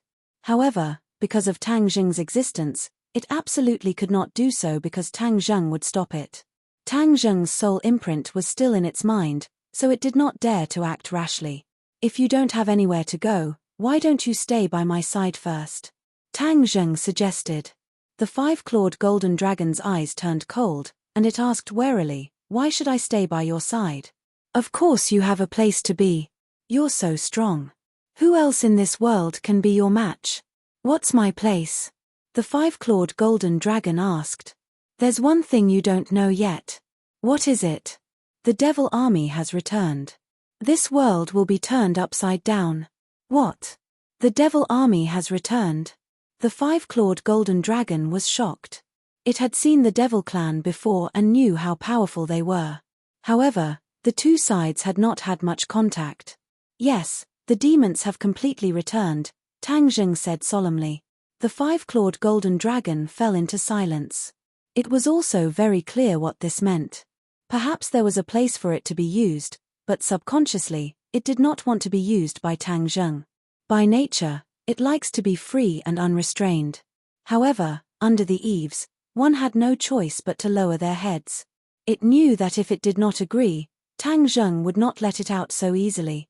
Taking a step back and leaving this damned place was the next most important thing. All right, I promise you. The five-clawed golden dragon nodded. Tang Zheng smiled with relief. The five-clawed golden dragon was not a fool and had made a smart choice.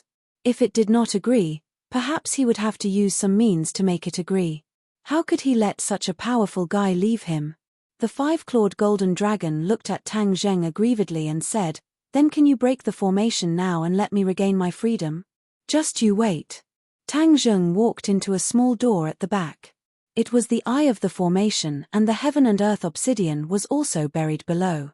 The five-clawed golden dragon stared at him through the small door, its eyes full of expectation. It had been imprisoned in this damned place for hundreds of years and had long been tired of it.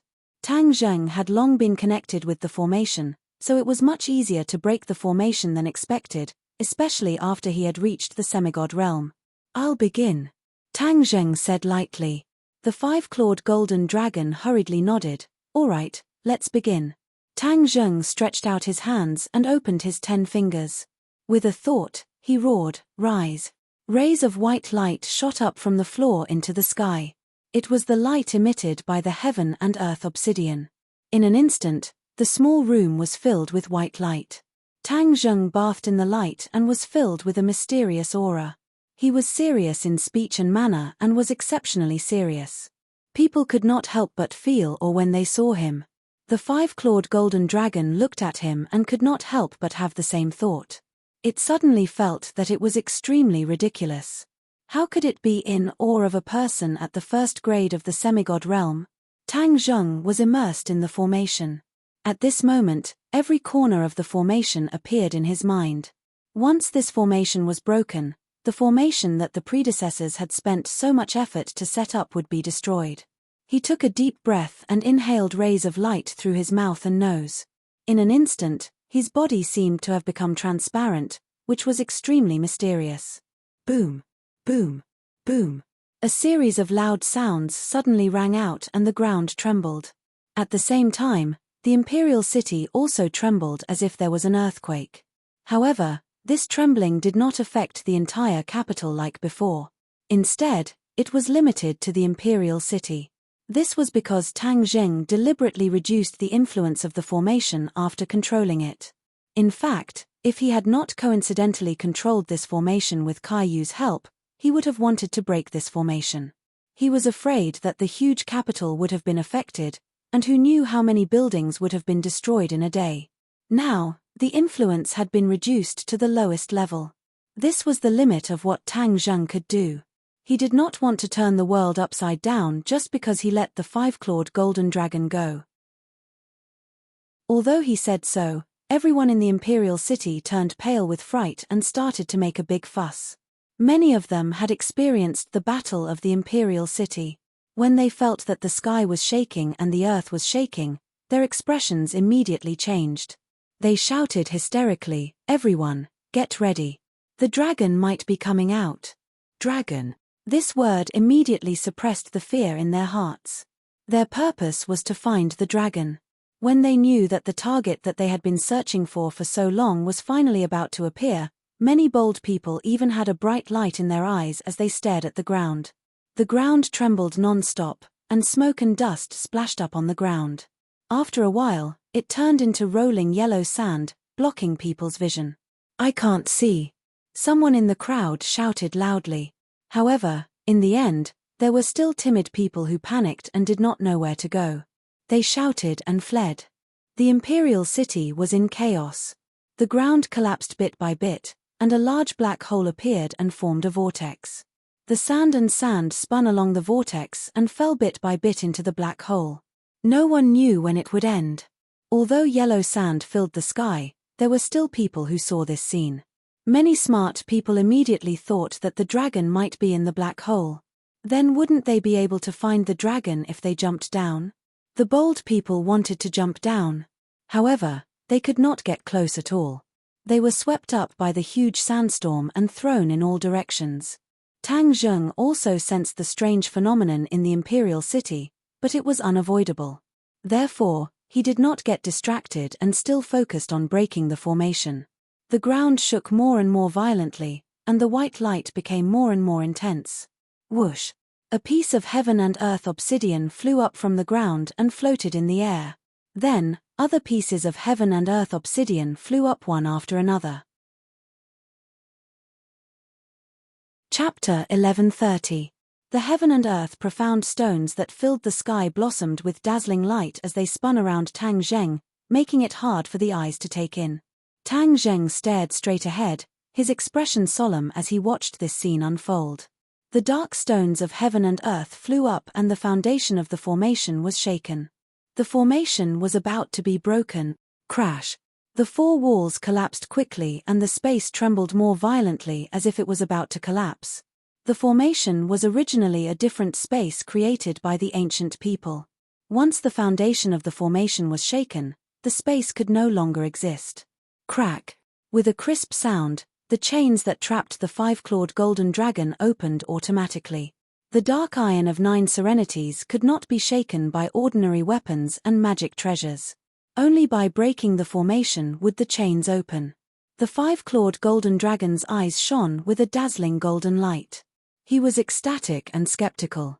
He slowly took one of his dragon claws out of the chains as if he could not believe that all this was real. For hundreds of years, he had imagined this scene many times. Now, he finally got rid of these damn chains.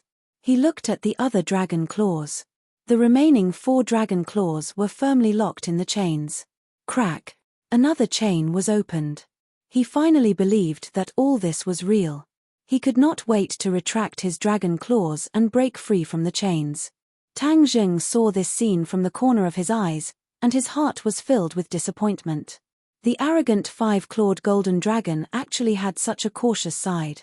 Perhaps, these hundreds of years of imprisonment had too great of an impact on it. He quickly gathered his thoughts and waved his hand in the air. A ray of light burst out from Sumeru world. Whoosh! Whoosh! All the dark stones of heaven and earth disappeared and were absorbed into Sumeru world. Boom! Boom! Boom! In an instant, the 4 walls collapsed and turned into a dark void. The trembling became more and more intense and ripples spread out. Crack! Crack! The remaining 3 chains were opened and the 5-clawed golden dragon was completely free. Roar! The 5-clawed golden dragon raised its head proudly and was in high spirits. Its whole body shone with a golden light as its dragon chi erupted. Bursts of thunderous explosions resounded in the air as the dragon's roar resounded throughout the heavens and earth. Tang Zheng strolled out of the small room and looked at the 5-clawed golden dragon that was cruising in the narrow space. He nodded and said, "I have fulfilled my promise." The 5-clawed golden dragon stared at Tang Zheng with his eyes wide open. Finally, he nodded and said, "Thank you." Tang Zheng smiled faintly as his gaze fell on the chains on the ground. The 9 serenities mysterious iron is taken from the 9 serenities of the ghost world. It's a rare material for forging weapons and magic weapons. The 5-clawed golden dragon saw through Tang Zheng's thoughts and explained, "If that's the case, then keep it. Don't waste it. Maybe it'll be useful in the future." Tang Zheng waved his hand and kept the mysterious 9 serenities iron in his Sumeru world. Tang Zheng looked up at the space that was about to be completely destroyed and said, "Let's go." The 5-clawed golden dragon looked around with a complicated expression. This was the damned place that he had been trapped in for hundreds of years. Finally, he was going to leave. Roar! The dragon roared loudly as the 5-clawed golden dragon shook its head and wagged its tail. Boom! The space was destroyed. A man and a dragon soared into the sky from the black hole. The sand stopped spinning and everything seemed to be still. Under the watchful eyes of the crowd, the 2 figures soared into the sky. The 5-clawed golden dragon bloomed with golden light that could almost blind people under the sunlight. This scene was too shocking. As long as one saw it, they would never forget it for the rest of their life. A tremor from the soul spontaneously arose. Bang! Bang! Bang! Many people's legs went soft as they knelt on the ground and prostrated themselves. Their mouths were muttering incantations. There was no lack of people who were bold before. Divine dragon, divine dragon. Originally, they vowed to catch the divine dragon. But when they saw it, they realized the gap between the two sides. Its divine might was not something they could resist at all. The fear that came from their souls seemed to be innate and embedded in their bones. Whoosh! The five-clawed golden dragon did not even look at them. It shook its head and wagged its tail as it soared into the sky. It circled in the air once, awe-inspiring. Dragon soars the 9 heavens. In the vast capital, thousands of pairs of eyes witnessed this scene. The restless capital instantly quieted down as if a spell had been cast on it. The traffic stopped, the pedestrians stopped walking, and even the water in the fountain seemed to have frozen. "Dragon," someone shouted shakily. His voice was hoarse as if it was squeezed out from a crack in a stone. Then, exclamations rose one after another, toppling the mountains and overturning the seas. "Dragon! Divine dragon!" Bang! Bang! Bang! The densely packed crowd knelt on the ground and kowtowed to the five-clawed golden dragon. Huashia was the descendant of the dragon. In myths and legends, the dragon had a status that other mythical beasts could not compare to. In the past, many people thought that this was just a legend and not to be believed. Now that they saw this scene with their own eyes, many people's worldview was turned upside down. So, dragons really existed. A miracle. There's someone on the dragon's head. An exclamation attracted everyone's attention. There was actually a person standing on the dragon's head. He was high and mighty, like a god overlooking all living things. Weren't dragons high and mighty, insufferably arrogant? How could they let someone stand on their head? This didn't make sense. Many people widened their eyes, wanting to see that person's appearance clearly, but they were too far away to see clearly. This enormous and ancient city completely erupted. Many people were shouting and yelling as they ran through the streets and alleys to spread the news. In an instant, the streets were emptied as everyone stared at the scene in the sky. Many people began to believe that there were gods in this world. Perhaps those miraculous myths and legends might not be unfounded and might actually be true. Although the government had refuted the rumors many times, this scene in front of everyone's eyes was no longer something that could be erased by means of refuting rumors.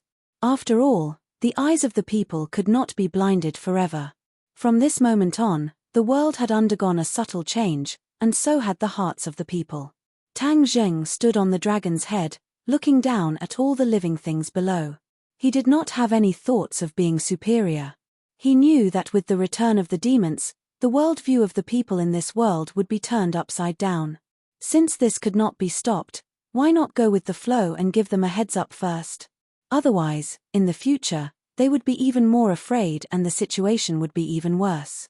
The bureau chief and Liu Wuxin heard the dragon's roar and saw the other guards outside the door turn pale with fright as they stared at the sky, dumbfounded. They hurriedly rushed out and looked up, just in time to see the scene in the sky. The five-clawed golden dragon's body was so huge that it almost stretched across half the sky.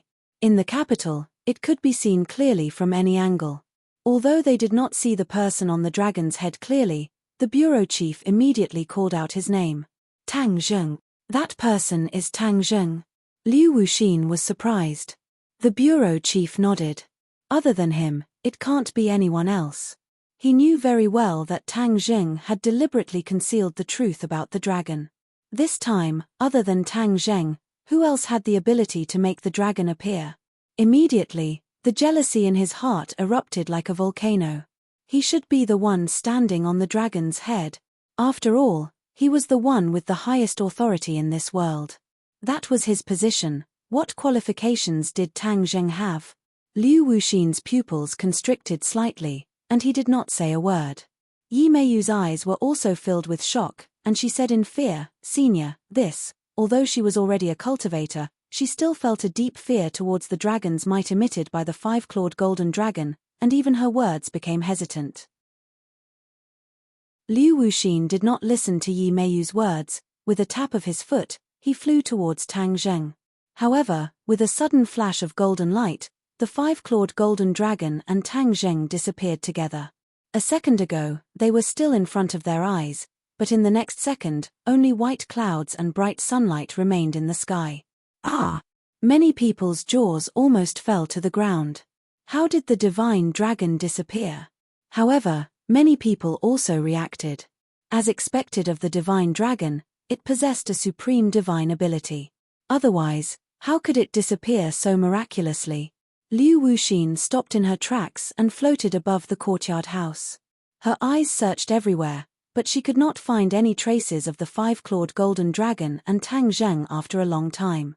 She originally wanted to rush up and investigate. However, at this moment, after calming down, she felt a lingering fear. If she really rushed up and confronted the dragon head-on, what should she do? Was she a match for the dragon? If she was in her peak state back then, she would definitely not have this worry. However, at this moment, she had to consider this point. She struggled for a long time, but still did not get an answer. However, she immediately made another decision to leave the capital. She regarded Tang Zheng as an enemy, and had almost killed his parents earlier, so she had formed a grudge with him. If she stayed in the capital, with her cultivation, she might not be able to obtain any benefits. Of the 36 stratagems, leaving was the best strategy.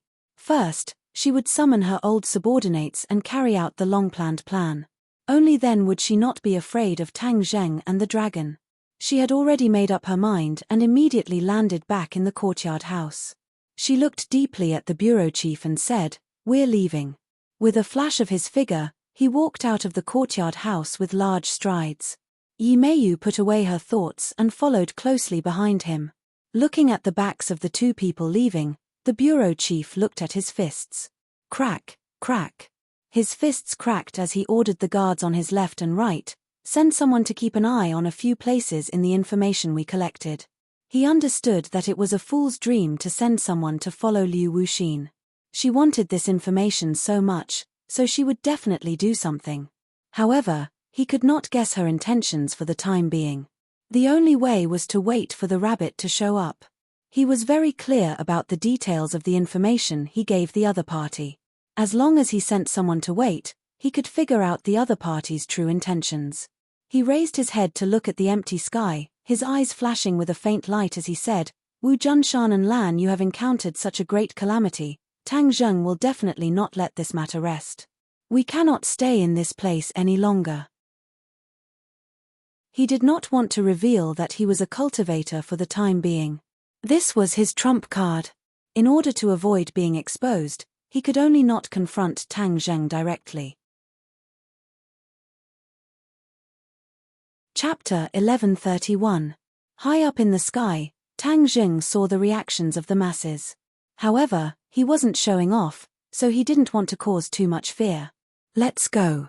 As soon as he gave the order, the five-clawed golden dragon flashed with a golden light, and the man and dragon disappeared from the sky. In the next second, he appeared in a small alley in the capital. He was so fast that even Liu Wuxin, who had soared into the sky, did not notice anything. This was the five-clawed golden dragon's ability. Once it was free, the power it displayed was beyond Tang Zheng's imagination. Not only did the formation of the imperial city restrict its freedom, but it also suppressed its divine abilities by quite a bit. In the small alley, there were few people and it was quiet. A commotion could be heard from afar. Obviously, the disappearance of the dragon god had caused a commotion among the people. Tang Zheng looked down and saw the five-clawed golden dragon wrapped around his arm. However, this dragon was very small, like a small snake. The five-clawed golden dragon could change its size and appearance. Tang Zheng wasn't surprised, but he still frowned and said, "Although you've shrunk, I'm afraid others will be frightened if they see you like this." The five-clawed golden dragon rolled its eyes helplessly. Its eyes were full of light as it muttered, "Humans are so troublesome." Seeing Tang Zheng's frown deepen, it quickly added, "I wasn't talking about you." Whoosh! The five-clawed golden dragon disappeared in a flash of golden light. In the next second, a vivid tattoo appeared on Tang Zheng's arm. It was a vivid and lifelike five-clawed golden dragon. Tang Zheng's eyes flashed with surprise. "You actually have this ability." This way, The five-clawed golden dragon wouldn't scare others. Of course, I'm very capable. The five-clawed golden dragon's voice sounded in Tang Jing's mind. Telepathy. Tang Jing wasn't surprised. Although the five-clawed golden dragon was attached to his arm, it didn't know that the inner demons lived in his body like Caillou. Ever since the inner demons returned from the island nation, they had become very quiet. Caillou had left Tang Jing's body, but the inner demons had failed to do so. Now, he seemed to have suffered a heavy blow. Hearing the five-clawed golden dragon's voice, the inner demons said faintly, "What's there to be proud of? Who are you?" The five-clawed golden dragon was shocked and quickly asked. It did not know about the existence of Caillou and the inner demons. "Ch, who I am has nothing to do with you." The inner demons snapped. "That's enough." Tang Jing didn't want the two of them to quarrel again, so he quickly stopped them. "Five-clawed golden dragon, since you heard the voice of the inner demons, then let me tell you, there is another soul living in my body, the inner demons." "Who are the inner demons?" The five-clawed golden dragon was confused. "What qualifications does he have to criticize me like this? Ch, who am I? When I was in my prime, you, little dragon, had not yet been born." The inner demons said disdainfully. "Arrogant." The five-clawed golden dragon flew into a rage. "Both of you talk less," Tang Jing reprimanded. One person and one dragon were intimidated by Tang Jing's pressure and did not dare to be noisy. Tang Jing took large strides out of the small alley and arrived at the main street. He saw that everyone was whispering to each other and discussing spiritedly. From time to time, they would look towards the sky as if they wanted to see if the Divine Dragon Society would appear. Tang Jing understood that his good intentions had worked, and this would definitely cause an earth-shattering change in people's views. When he returned to his house, everyone was standing in the yard, not looking at the sky. Although they knew about the five-clawed golden dragon, they were still deeply shocked when they saw the scene in the sky with their own eyes. Of course, they knew who was standing on the dragon's head and couldn't help but feel honored. Lan Yu was also standing in the crowd. She had just returned when she saw the scene in the sky. She didn't have time to tell everyone that she was ambushed before she was interrupted by this incident. When Tang Jing leisurely strolled back, it was as if she had just awoken from a dream. She madly rushed towards Tang Jing, grabbed his hand, and impatiently said, "Little Jing, quickly save your father." Tang Jing was suddenly startled. He subconsciously held her hand and anxiously asked, "What happened to him?" His heart trembled. He actually had a feeling of worry. "I went with him to see the leader to seek justice for you. I didn't expect to meet Liu Wuxin. Your father and Shadow stopped her in order to save people. Liu Wuxin is very powerful, so they must be in danger now. Quickly save them." Lan Yu said anxiously. When the others heard this, they were also shocked and gathered around. Tang Jing originally thought that he didn't have much feelings for his parents, but when he suddenly heard that Wu Junshan was trapped, his natural reaction shocked him. Unknowingly, he also began to worry about these two people. Even he didn't notice this before. He didn't have time to carefully analyze his thoughts and hurriedly said, "I'll go now." At the same time, he was also very surprised. Why would Liu Wuxin be in the leader's residence? Could it be that during Liu Wuxin's disappearance, she had already colluded with the leader? What was she trying to do? He shook his head and temporarily didn't think about the reason. He turned and left. "I'll go with you." Lan Yu immediately chased after him. She had no other choice but to leave her husband first. This time, with her son's help, she was determined to return and lend her husband a hand. When the others saw this, they also chased after him and said in unison, "We'll go help you together." Su. Suddenly, a figure appeared in front of them. It was as fast as lightning, arriving in the blink of an eye. However, his footsteps were swaying and his body was weak. His body was covered in blood and his face was pale. He clenched his teeth and couldn't hide his sorry appearance. After taking a closer look, Tang Jing recognized him and subconsciously exclaimed, "You're back?" The others were also stunned and looked at him with incomparable surprise. This was poles apart from his usual appearance, as if he was a completely different person. It was hard to imagine what he had experienced. Wu Junshan ran all the way, even ignoring the strange phenomenon in the sky. When he finally reached the door of his house, he saw the familiar figure. His vision turned black and he weakly fell to the ground. Tang Zheng was shocked. He stepped forward bravely and hugged him, shouting, "Wake up." Seeing that he didn't respond at all, he immediately put his hand on his wrist and injected a trace of true qi into his body. He felt that his qi was weak and his vitality was exhausted. He had lost a lot of blood and was on the verge of death. Tang Zheng turned pale with fright. This injury was not a normal kind of injury. It was hard to imagine what he had experienced for him to be reduced to such a state with his cultivation. Tang Zheng's face immediately became gloomy like 10,000-year-old ice, saying, "Don't worry, I definitely won't let you die." At this moment, seeing Wu Junshan injured with his own eyes, he finally understood that Wu Junshan had imperceptibly left a deep shadow in his heart. The word family seemed simple. Normally, he wouldn't even think about it. But after all, blood was thicker than water. Since the two sides met again, Wu Junshan's actions were indeed compensation, trying to restore the father and son relationship. "Little Zheng, you have to save him," Lan Yu impatiently said. Tang Zheng slightly nodded. Without saying a word, he hugged Wu Junshan and walked home. "Where's the shadow?" Lan Yu suddenly asked. Looking around, she couldn't find any trace of the shadow. Wu Junshan was already unconscious and couldn't speak. Of course, he couldn't tell her the answer. The shadow is very powerful and has a way to hide its whereabouts. It must be hiding again. Lan Yu found an answer for herself. But she already had an ominous premonition in her heart. She just didn't dare to think too much about it. You've gone too far. You dare to hurt our people. You guys go back first. I'll go meet Liu Wuxin."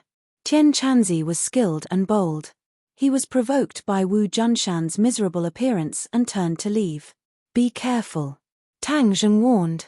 He had fought with Tian Chanzi before and knew her strength. So he wasn't worried about Tian Chanzi. The group of people returned to the villa. Tang Dahai saw Wu Junshan covered in blood and jumped up from the sofa in fright. In this period of time, his relationship with Wu Junshan and his wife grew day by day. He had already forgiven Tang Zheng's biological parents and got along well with them. "Little Zheng, what's wrong?" Tang Dahai anxiously asked. "Grandfather, don't worry. I will save him." Tang Zheng entered a room and laid Wu Junshan on the bed. Blood immediately dyed the bedsheets red. "Junshan, wake up." Lan Yu was like a pear blossom in the rain, sobbing as she called out. Wu Junshan stood to the side. His eyes were already wet. He begged, "Tang Zheng, you must save master." Tang Zheng nodded. He looked at everyone and said, "You guys go out first. I will heal him." Okay. You heal him first. If you need anything, we will be outside." Lan Yu wiped her eyes. The back of her hand was wet from tears. She suppressed her mixed feelings and said, "Do you need my help?" Empyrean Fairy asked. Tang Zheng slightly shook his head, "I have a way." Everyone left the room. Only Tang Zheng and Wu Junshan remained. Wu Junshan's face was pale. If it weren't for his extraordinary perseverance, an ordinary person would have died on the way. He secretly sighed in his heart. Looking at his stiff cheeks, it was not hard to imagine his all-powerful appearance in the past. Tang Zheng hurriedly gathered his thoughts and helped him up. He placed his palms on his back.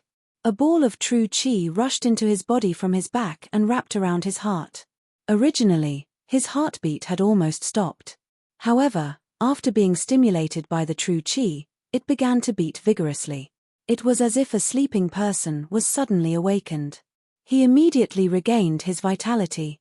Thump thump, his heartbeat became stronger and stronger. His life force recovered a little. However, the situation was still not optimistic. At the same time, Wu Junshan's inner strength seemed to have been awakened. It strongly rejected Tang Zheng's true qi. The two forces fought in his meridians. Wu Junshan let out a blood-curdling scream and actually woke up.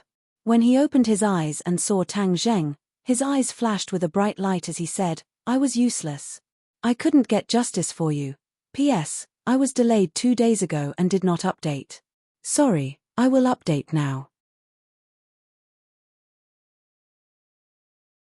Chapter 1132. Tang Zheng hurriedly supported Wu Junshan and said, "Don't speak, calm your mind. I'll heal you."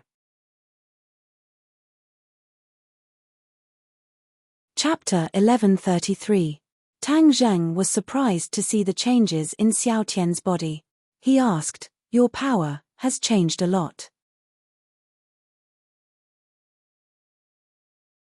Chapter 1134. He made a solemn vow and looked like he would never compromise. Tang Zheng tried his best to persuade him. This time, it was different from the past. He tried to bring as few people as possible.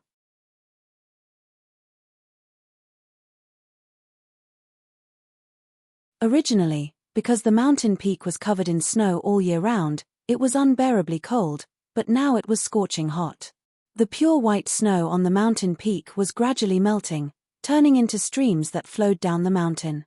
"This can't go on like this, right?" Tang Zheng asked. The inner demons were silent. The 5-clawed golden dragon said indignantly, "The golden crow is nothing. Let me go and meet it." Tang Zheng's arm flashed with a golden light. The 5-clawed golden dragon was eager to give it a try. It obviously wanted to compete with the soul of the golden crow. "Wait a minute."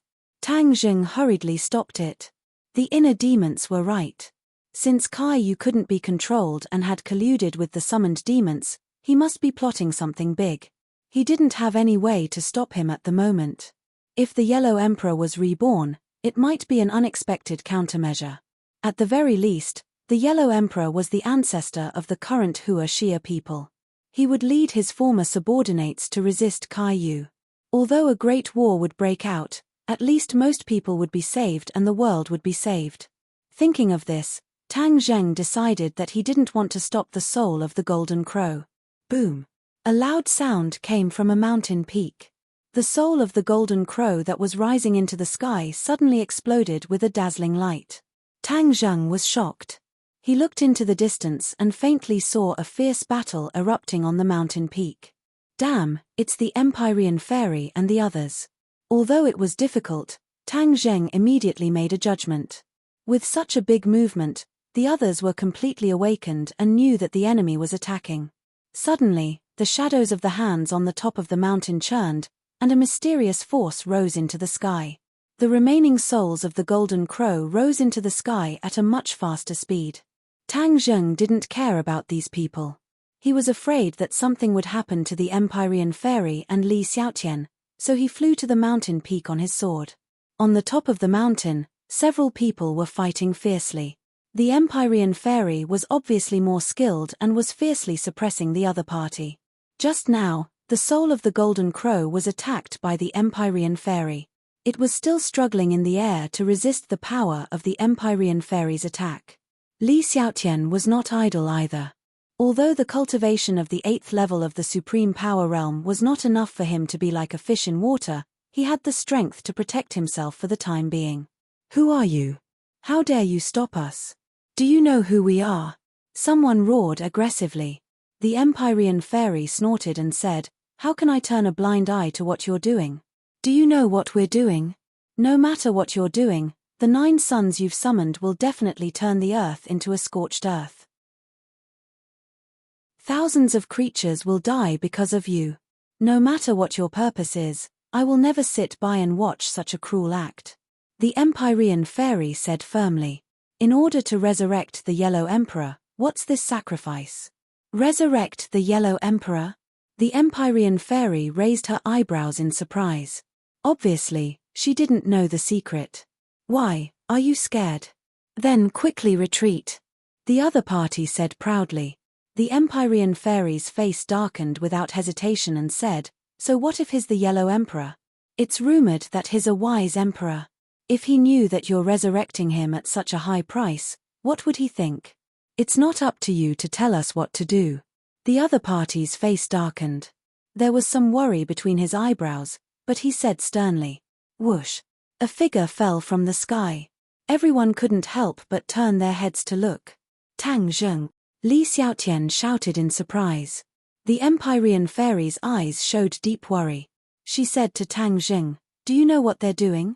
Maybe they want to resurrect the Yellow Emperor." Tang Jing said. "What, you already know?" The Empyrean fairy was shocked. Even the others were curious.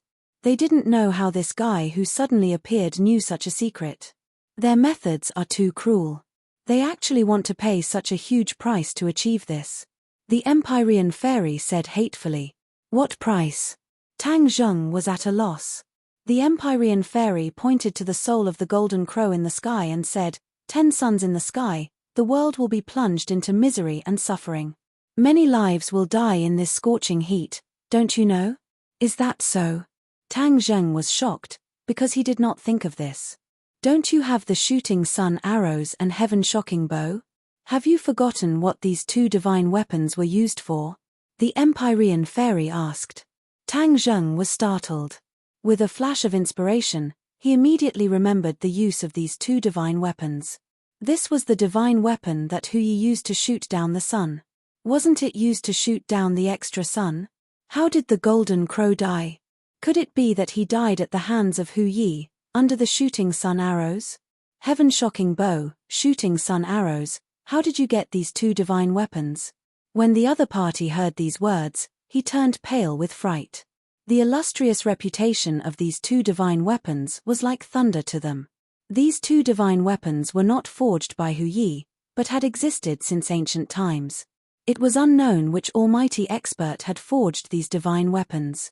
If it wasn't for the 2 divine weapons fusing into one, it wouldn't have been able to threaten the existence of the golden crow. However, the power of these 2 divine weapons was not something that ordinary people could unleash. For a long time, no one could pull open the heaven-shocking bow and shoot out the shooting sun arrows. In ancient times, many golden crow died under these 2 divine weapons. Later on, the divine weapons fell into the hands of the Yellow Emperor, and all the golden crow in the world were exterminated, leaving only 9 golden crow chicks. The Yellow Emperor adopted the golden crow chicks and sealed the divine weapons. From then on, the divine weapons were covered in dust, and many people even forgot about its existence. Until 10,000 years later, the world had already undergone a huge change. The Yellow Emperor was no longer in this world, but the 9 golden crows were still alive.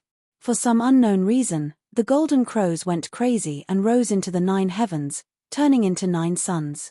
10 suns hung in the sky, causing the common people to suffer unspeakably. At this time, Hu Yi had gone through a lot of hardships, and finally found the heaven-shocking bow and the shooting sun arrows. He drew his bow and shot the 9 golden crow, saving the people, and was praised by the world.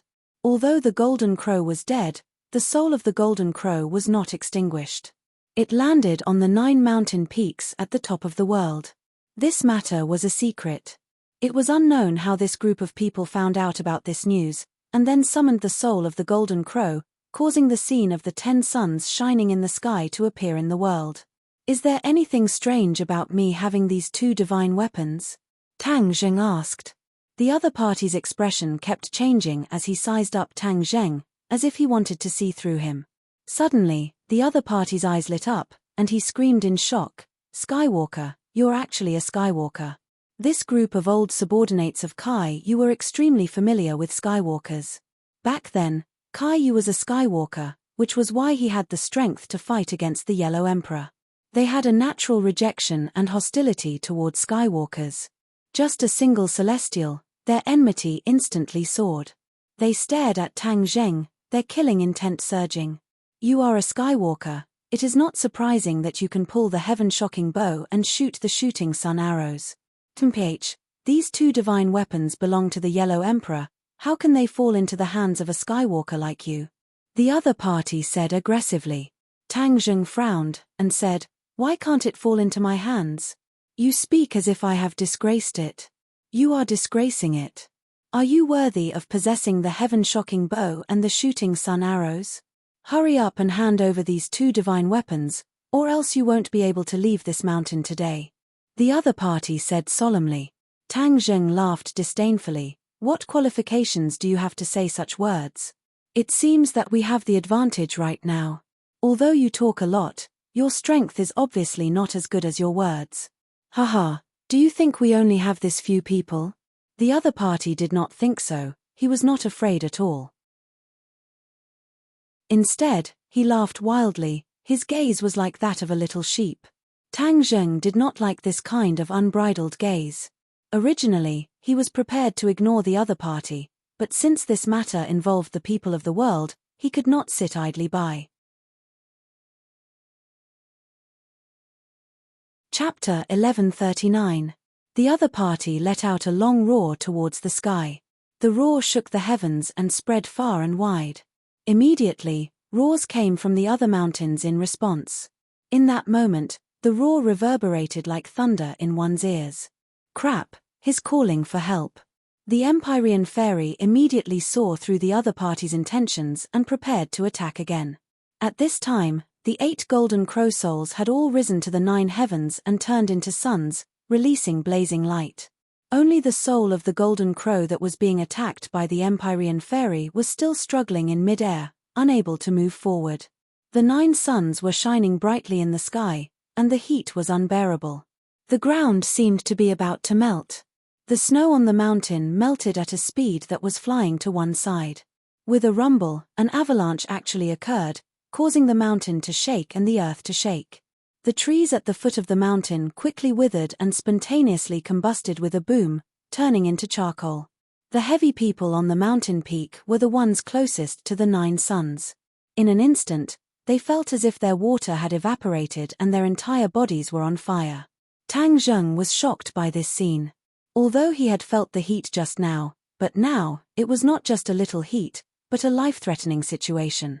He suddenly raised his head and stared at the 9 suns. The glaring light made it hard for him to open his eyes.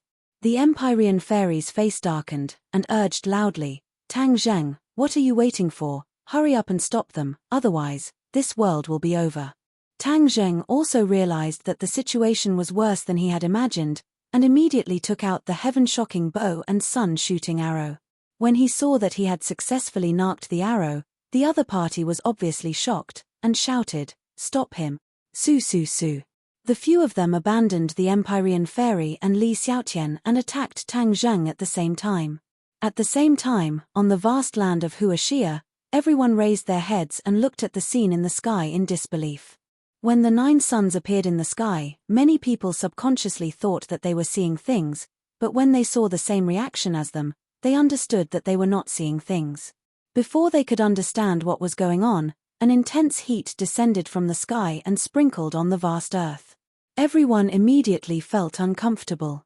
Although the 9 suns were tens of thousands of meters in the sky and were very far away, the scorching heat was still very uncomfortable after traveling for tens of thousands of meters.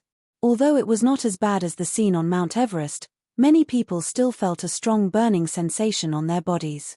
"Quickly go into the house and hide." Some smart people immediately realized what was going on and rushed to the shade, shouting and making a fuss. In an instant, the streets and alleys were in an uproar. Everyone screamed and rushed to the shade, casting glances at the sky from time to time. Those 9 suns were exceptionally dazzling. They emitted a bewitching radiance that made people tremble in fear. What's going on? This question appeared in everyone's mind. But no one knew the answer. Compared to the other countries, Huaxia was the one who felt it the most. This was because these suns rose from their sky. The country was also panicking and did not know what to do. This phenomenon had only been recorded in a few words in myths and legends. Everyone treated it as nonsense after dinner. No one believed it at all. A few days ago, the divine dragon had appeared, and now there were 9 suns in the sky. Could it be that the end of the world was coming? Although there were a lot of messy guesses, no one knew what to do. Boom! Suddenly, a house was on fire. The strong sunlight caused some flammable materials to react naturally, and the fire spread rapidly. The fire alarm immediately rang through the streets and alleys. No city in Huaxia could be spared. Even the water in the rivers was evaporating at a speed visible to the naked eye, reducing bit by bit. Tang Zheng did not know about the disaster facing thousands of worlds because the enemy's attack had arrived as scheduled. The joint attack of several people could not be underestimated. However, Tang Zheng did not retreat. He still pulled the bow into a full moon shape and loosened his fingers. Wang. The bowstring trembled violently. The sun-shooting arrow turned into a ray of light and shot out with a whoosh. It tore through the air with a terrifying force and arrived in the sky in the blink of an eye in front of a golden crow's soul. No! Someone shouted hysterically, trying to stop all of this, but their speed was not as fast as the sun-shooting arrow. Of course, once they realized that they could not stop the sun-shooting arrow, they poured their anger onto Tang Zheng. They looked at him as if they wanted to skin him alive. Kill. A few attacks were about to hit Tang Zheng. All of his attention was focused on the shooting sun arrows and heaven-shocking bow. He had no time to retaliate. However, he was not worried, because with the Empyrean fairy here, it was impossible for him to sit back and do nothing. His guess was accurate. When the enemy attacked, she also moved at the same time. Mountain River Map. A painting scroll flew out from her hand and floated above everyone's heads. The painting scroll slowly unfolded, and the endless mountain river pattern was vividly displayed in front of everyone. These people's target was Tang Zheng. Even if the mountain river map was already above their heads, they did not take it seriously. Tang Zheng was the main point. Whoosh! A gust of wind flew out from the mountain river map. Like a whirlwind, it immediately swept up two people. They immediately realized that something was wrong and let out heart-wrenching screams. However, it was too late. The two of them were thrown down the cliff with a whoosh, and were ruthlessly thrown down the cliff. Just as a long sword was about to pierce Tang Zheng's chest, a huge rock fell from the sky and landed on the long sword. Kacha, the long sword broke into pieces. All of the attacks collapsed in an instant and disappeared into thin air. Tang Zheng was safe and sound. He stared at the sun-shooting arrow that broke through the sky. Boom! With a loud sound, the sun-shooting arrow hit the soul of the golden crow. A violent explosion occurred and turned into a few sparks. Look! At the same time, the people in Hua Xia saw this scene. In the sky, one of the suns had actually exploded. For ordinary people, the distance was too far. They could not see the sun-shooting arrow at all. They could only see one of the suns exploding into a ball of fire. When the soul of the golden crow was hit, the effect was immediate.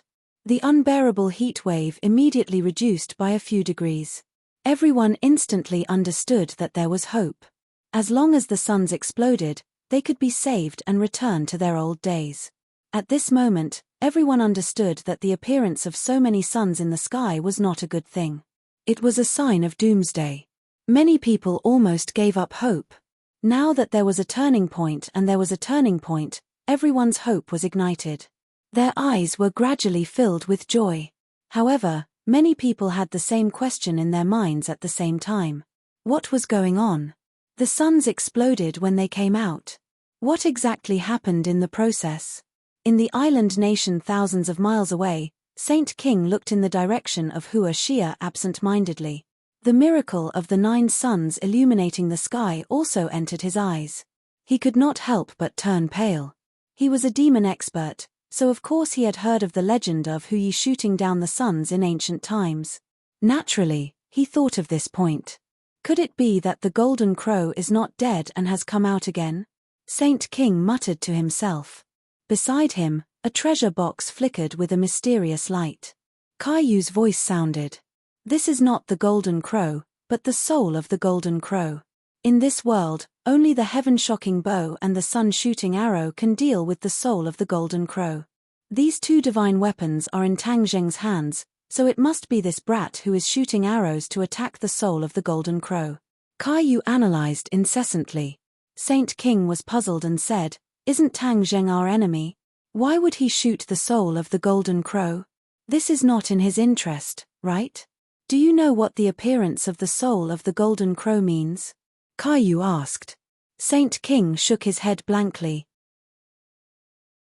Once the soul of the golden crow is out of control, 10 suns illuminating the sky, then this world will be plunged into misery and suffering. Although Tang Zheng's ability is not very great, he has the heart of a savior. He will not watch this world be destroyed, or rather, Most people die an unnatural death without doing anything. Do you understand? Caillou asked. Saint King seemed to be deep in thought. In the end, he shook his head and said, I still can't understand Tang Zheng's actions.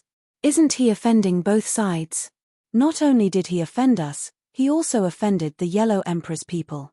In the future, if both sides don't like each other, no matter who wins or loses, his life will not be easy. Caillou sneered and said, This is the difference between you and him. I have been with him day and night for such a long time, but I don't dare to say that I completely understand his thoughts. Sometimes he is like a fool, willing to sacrifice everything to save others. Sometimes he will weigh the pros and cons and avoid the cons. In short, he is a very contradictory person, or you can say that he is an indecisive and soft-hearted person. To achieve great things, being indecisive and soft-hearted is a great taboo. How can he compare to you, ancestor? Saint King said flatteringly. Of course, this was also his heartfelt words. Although Tang Zheng and Caillou were both Skywalkers with the 9-yang saint body, it was obvious that Saint King did not think highly of Tang Zheng. The demon race liked people who were decisive in killing. They would not hesitate to sacrifice some for their goals. The Yellow Emperor's former subordinates have already made their move. The Golden Crow's soul. Mph, what a good plan. Back then, the Yellow Emperor used his soul to feed the Golden Crow. It was an unintentional act. I'm afraid he never dreamed that he would need to rely on the Golden Crow to revive himself. Caillou sneered. He was the person involved, so of course he knew the relationship between the Golden Crow and Caillou. As for the reason why the Golden Crow's soul appeared, he could guess it without thinking. It was none other than the Emperor's former subordinates wanting to use the Yellow Emperor's remnant soul in the Golden Crow's soul to condense and be reborn.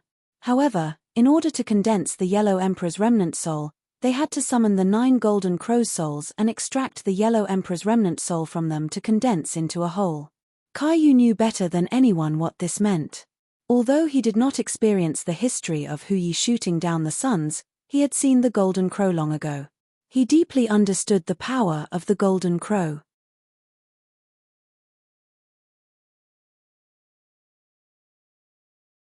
Many heart-wrenching screams rang out, and many figures arrived on time. In an instant, they arrived at the mountain peak where Tang Zheng and the others were at. Who are you? When they saw the heaven-shocking bow and the shooting sun arrows in Tang Zheng's hands, everyone's eyeballs almost popped out as they asked hysterically. Tang Zheng's expression didn't change. He didn't answer at all and immediately shot the 3rd arrow. The shooting sun arrows whistled through the air. Some people did not want to be outdone. They leaped up and directly blocked the shooting sun arrows. The magic treasures in their hands bloomed with dazzling light. Boom! This person was like a kite with a broken string. He flew out and smashed into the snowy mountain far away, creating a huge crater and causing an even bigger avalanche. When the others saw this scene, they were shocked by the power of the shooting sun arrows and remained silent for a long time. But in the next second, someone let out a surprised cry. Hey!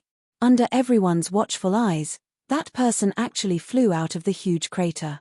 His entire body was covered in blood, but his life was not in danger. This. Everyone revealed an expression of disbelief. In their subconscious, the shooting sun arrows and the heaven-shocking bow were peerless divine weapons. Even the Golden Crow was not its match, so how could a normal person survive under the shooting sun arrows? But now, it seemed that this was not the case. It was true that the shooting sun arrows and the heaven-shocking bow were extremely powerful, but they were far from being as powerful as they had imagined. There was a way. This thought surfaced in many people's minds. Although the soul of the Golden Crow was shot, it was not completely annihilated. It could completely reform and complete its goal. It was impossible for the shooting sun arrows to completely stop them. Kill, stop him, someone shouted, and rushed towards Tang Zheng at the same time.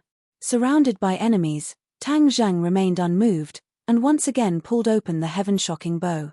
The arrow just now did not hit the soul of the Golden Crow, so this arrow was bound to hit it. The shooting sun arrows whistled through the air once again.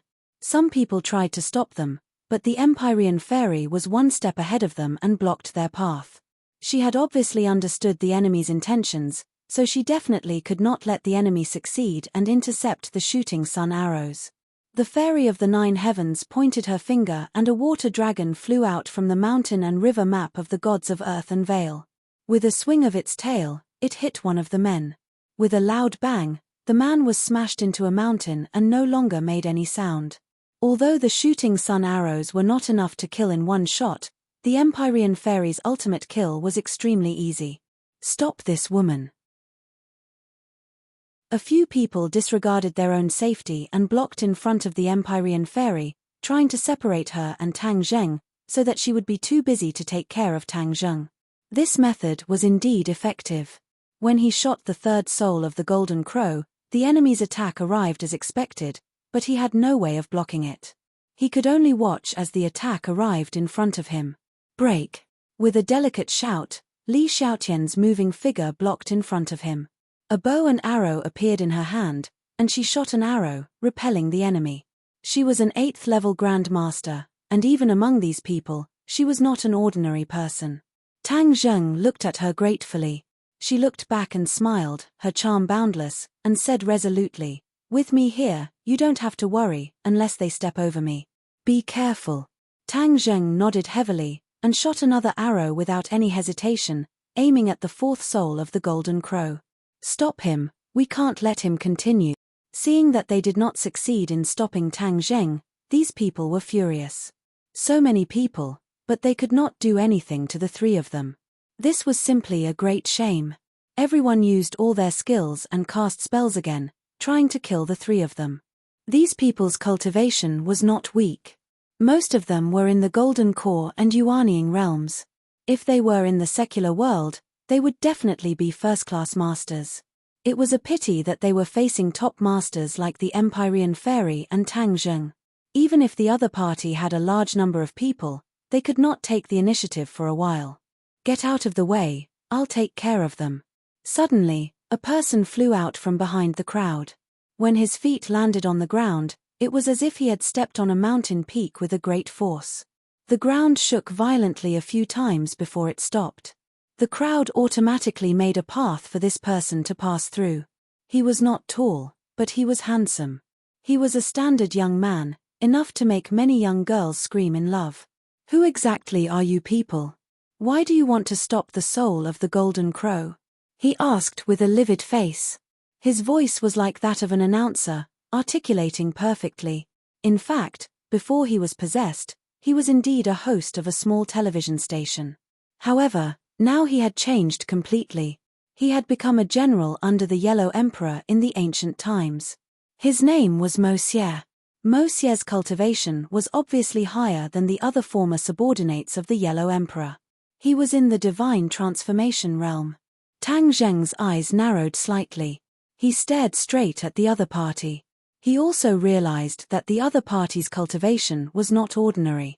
He said, "Who are you? Why do you insist on summoning the soul of the golden crow?" "My name is Mo Xie." "Mo Xie." Tang Zheng frowned.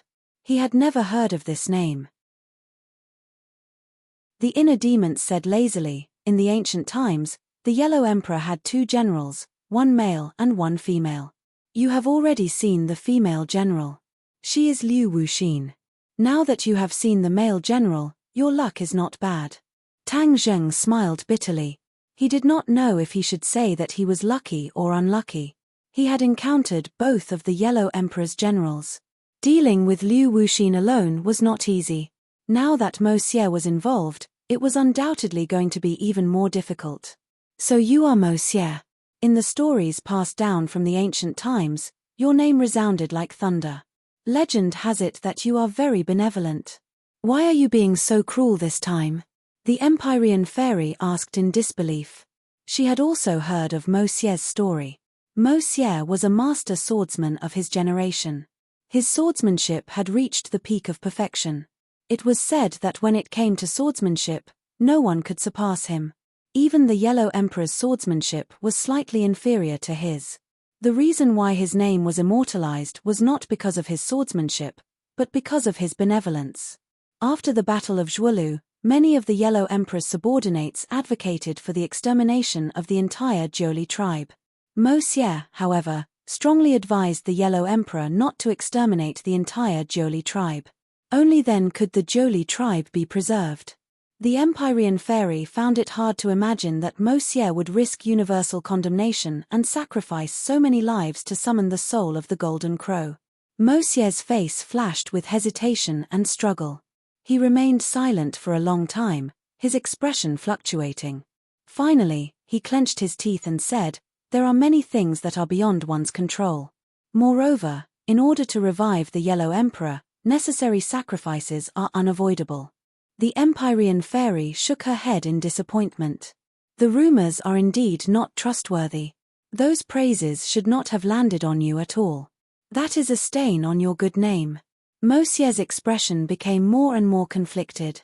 In the end, he said with a long sigh, "Why are you stopping us? The current Hua Xia people were founded by the Yellow Emperor.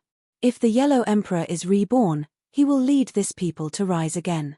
Don't you know how great and glorious this is? Haha, ridiculous.